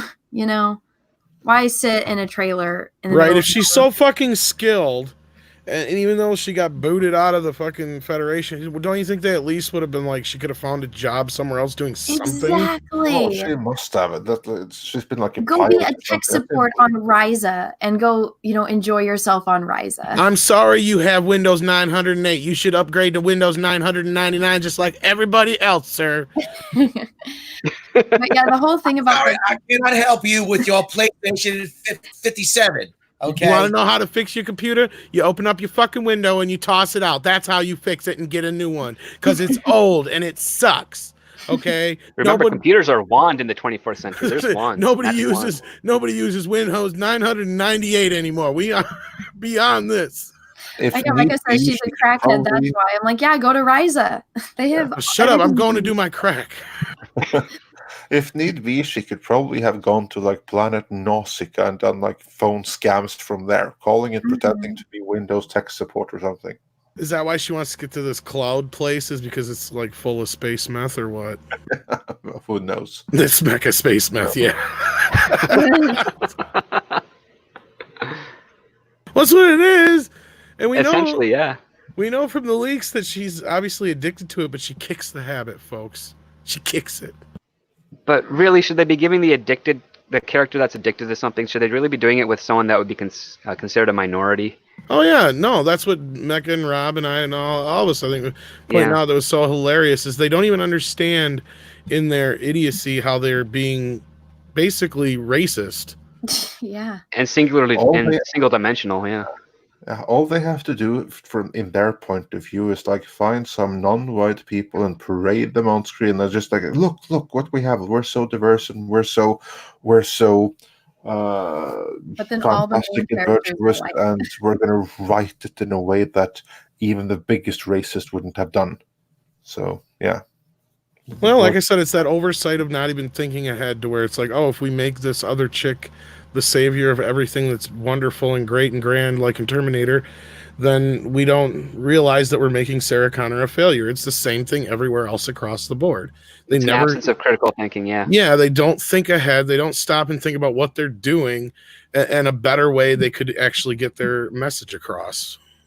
But yeah, we got to get moving along here. Was there any more super chats that we had left over, Andre? I think we are up to date. I'm just going to do a real quick check to see that I make sure that I haven't missed any. But I Because do. what was supposed to be a quick stream, 3-hour stream, really fast. Yeah, That's there's what happens hours when you have flying people, past here. great people like Anna and Bill show up, and Thank you. Yeah. We did miss one. The Outer Circle sent us another $5 to top up the previous ones, saying brand recognition makes it easy for them to sell a story to the studio. They don't realize that they will lose existing fans in doing so. So true. oh hell no, it's the same thing, just like in corporate America. Rob knows what I'm talking about. It's just like these companies, they buy up a company, they bankrupt the shit out of them, and they just use the name, and then, you know, like Nabisco's bought up most of the little food companies that were in America throughout the 90s that were up and coming. Just watch the movie Tommy Boy. It tells you exactly how marketing works. Like, Yeah, that's a good example, right, Dan Rob? Aykroyd just wants to buy the company for the name. Oh yeah, Callahan brake pads. Yeah. But you were, but what That's was, another big- but what is that called? Like they did to Toys R Us. There's a name for it. Leveraged buyout. Leverage buyout. Thank you. Yeah, and that's kind of what it is anymore with these franchises. Hollywood is basically doing a leverage buyout. When Disney bought Sony, that's really what they did, basically. Hollywood is one gigantic hedge fund now. Yeah. And that's run up the debt, Yep. for ruin the the next, name. Yeah, for about a decade or so, it's going to be a rough swinging back and forth. That's for sure. And what we've been hearing, and I think we kind of covered this in our last video too, and there is a way out of this shit with Kurtzman. They're already kind of out of the clear with JJ. It seems like if our reporting is correct, or at least I our think he sources. only has 8 months left to get a movie off the ground. I think it's less than that. See, what we've heard, it was less than that. See, and that's the thing, and that's why another reason. But you could be right, and that's probably why they're rejecting everything that comes their way from him. I'm But hearing Shari is the one that's doing the actual rejecting part. And that's very plausible. And if you're hearing that, then that's kind of in line with what we've been hearing too. And then the other thing is that the only way they can kind of get out of this Kurtzman thing and this conglomeration of everything might be part of that, because his deal was with CBS All Access or something like that, I guess, or something or other I've been hearing. Well, it's CBS primarily, and then I guess in conjunction with CBS All Access. Yeah, That's but the something to best that do I know. with like Yeah. once it takes over, and they can end it and get rid of him. But the problem is they may be stuck with some kind of moratorium on what they can do with certain things until, yeah, kind of like the whole Netflix deal with Marvel. Like they can't use those characters or whatever. Can't use those characters. Can't have anything Star Trek related for like. I'm not saying that's the deal, but of course Andre had to take off, and he probably knows more than me. In any event, CBS will probably want some time to pass between the end of Kurtzman Trek and the end of JJ Trek until they get something Well, the new. point was that I think Andre was getting to, and sadly he's not here, is they may not have a choice in that matter. Yeah, there's something about the rights for like against competition, but even there's still original Star Trek merch that's still selling. That's not. Besides, they've run the names, they've run the brand into the ground. They're going to need time for Well, we think that, but I think Star Trek fans know that this isn't really a Star Trek brand. It's the J.J. Kurtzman brand of Star Trek. We're seeing a drop. They're looking at it like New Coke. I mean, the new Coke. Yeah. We're seeing I a huge drop agree with off. that. I But really think- Andre, just to clarify, and then you can take us out. I was Yeah. trying to say, the problem with the deal, because it was brought up to me in the chat by somebody, and I've heard things about this in the background. I don't know what you've heard exactly, because in the recent videos, like, yeah, this whole conglomeration of CBS All Access into the whole Viacom streaming service may be a way out of the Kurtzman deal, but then the whole thing may end up having to go on moratorium because of a deal and a clause in the contract. Yes, this is true. Because basically, I do not know how long it is, but there's like a period of a certain amount of months, years, I don't know the details, between the alternate license before they can put anything new out. And that applies to both TV and movies. So after the series, like the movies are already done, but after the TV series end, there has to be a certain amount of time before they can make anything on either TV or film, just to get completely rid of the alternate license and everything. And I don't know how long that period is. Could be 1 month, could be 1 year, could be 3 years, could be 5 years, could be 10 years. I don't know. And to clarify on that, it's only new. Like the word that I hear around it is new. Anything that's new has to be with under that old stuff, which is why they're able to still sell the old merchandise, old DVD sets, and all that stuff without any issues. Yeah, because that's all made under the original license, so that's all fine. But for all JJ, the new stuff, clock's ticking, JJ. the new stuff has to be under the alternate license until there is nothing, and then under such a lengthy time frame that they can't do anything new. As you say, that it has to, they can sell the old merchandise and stuff, but they can't do anything new for this moratorium period. How long? I don't know. Yeah. All right. Well, I think with that, it's a good place to end it, because I think we're going to have a video soon that's going to cover some more of the Trek business. So do stay tuned for that.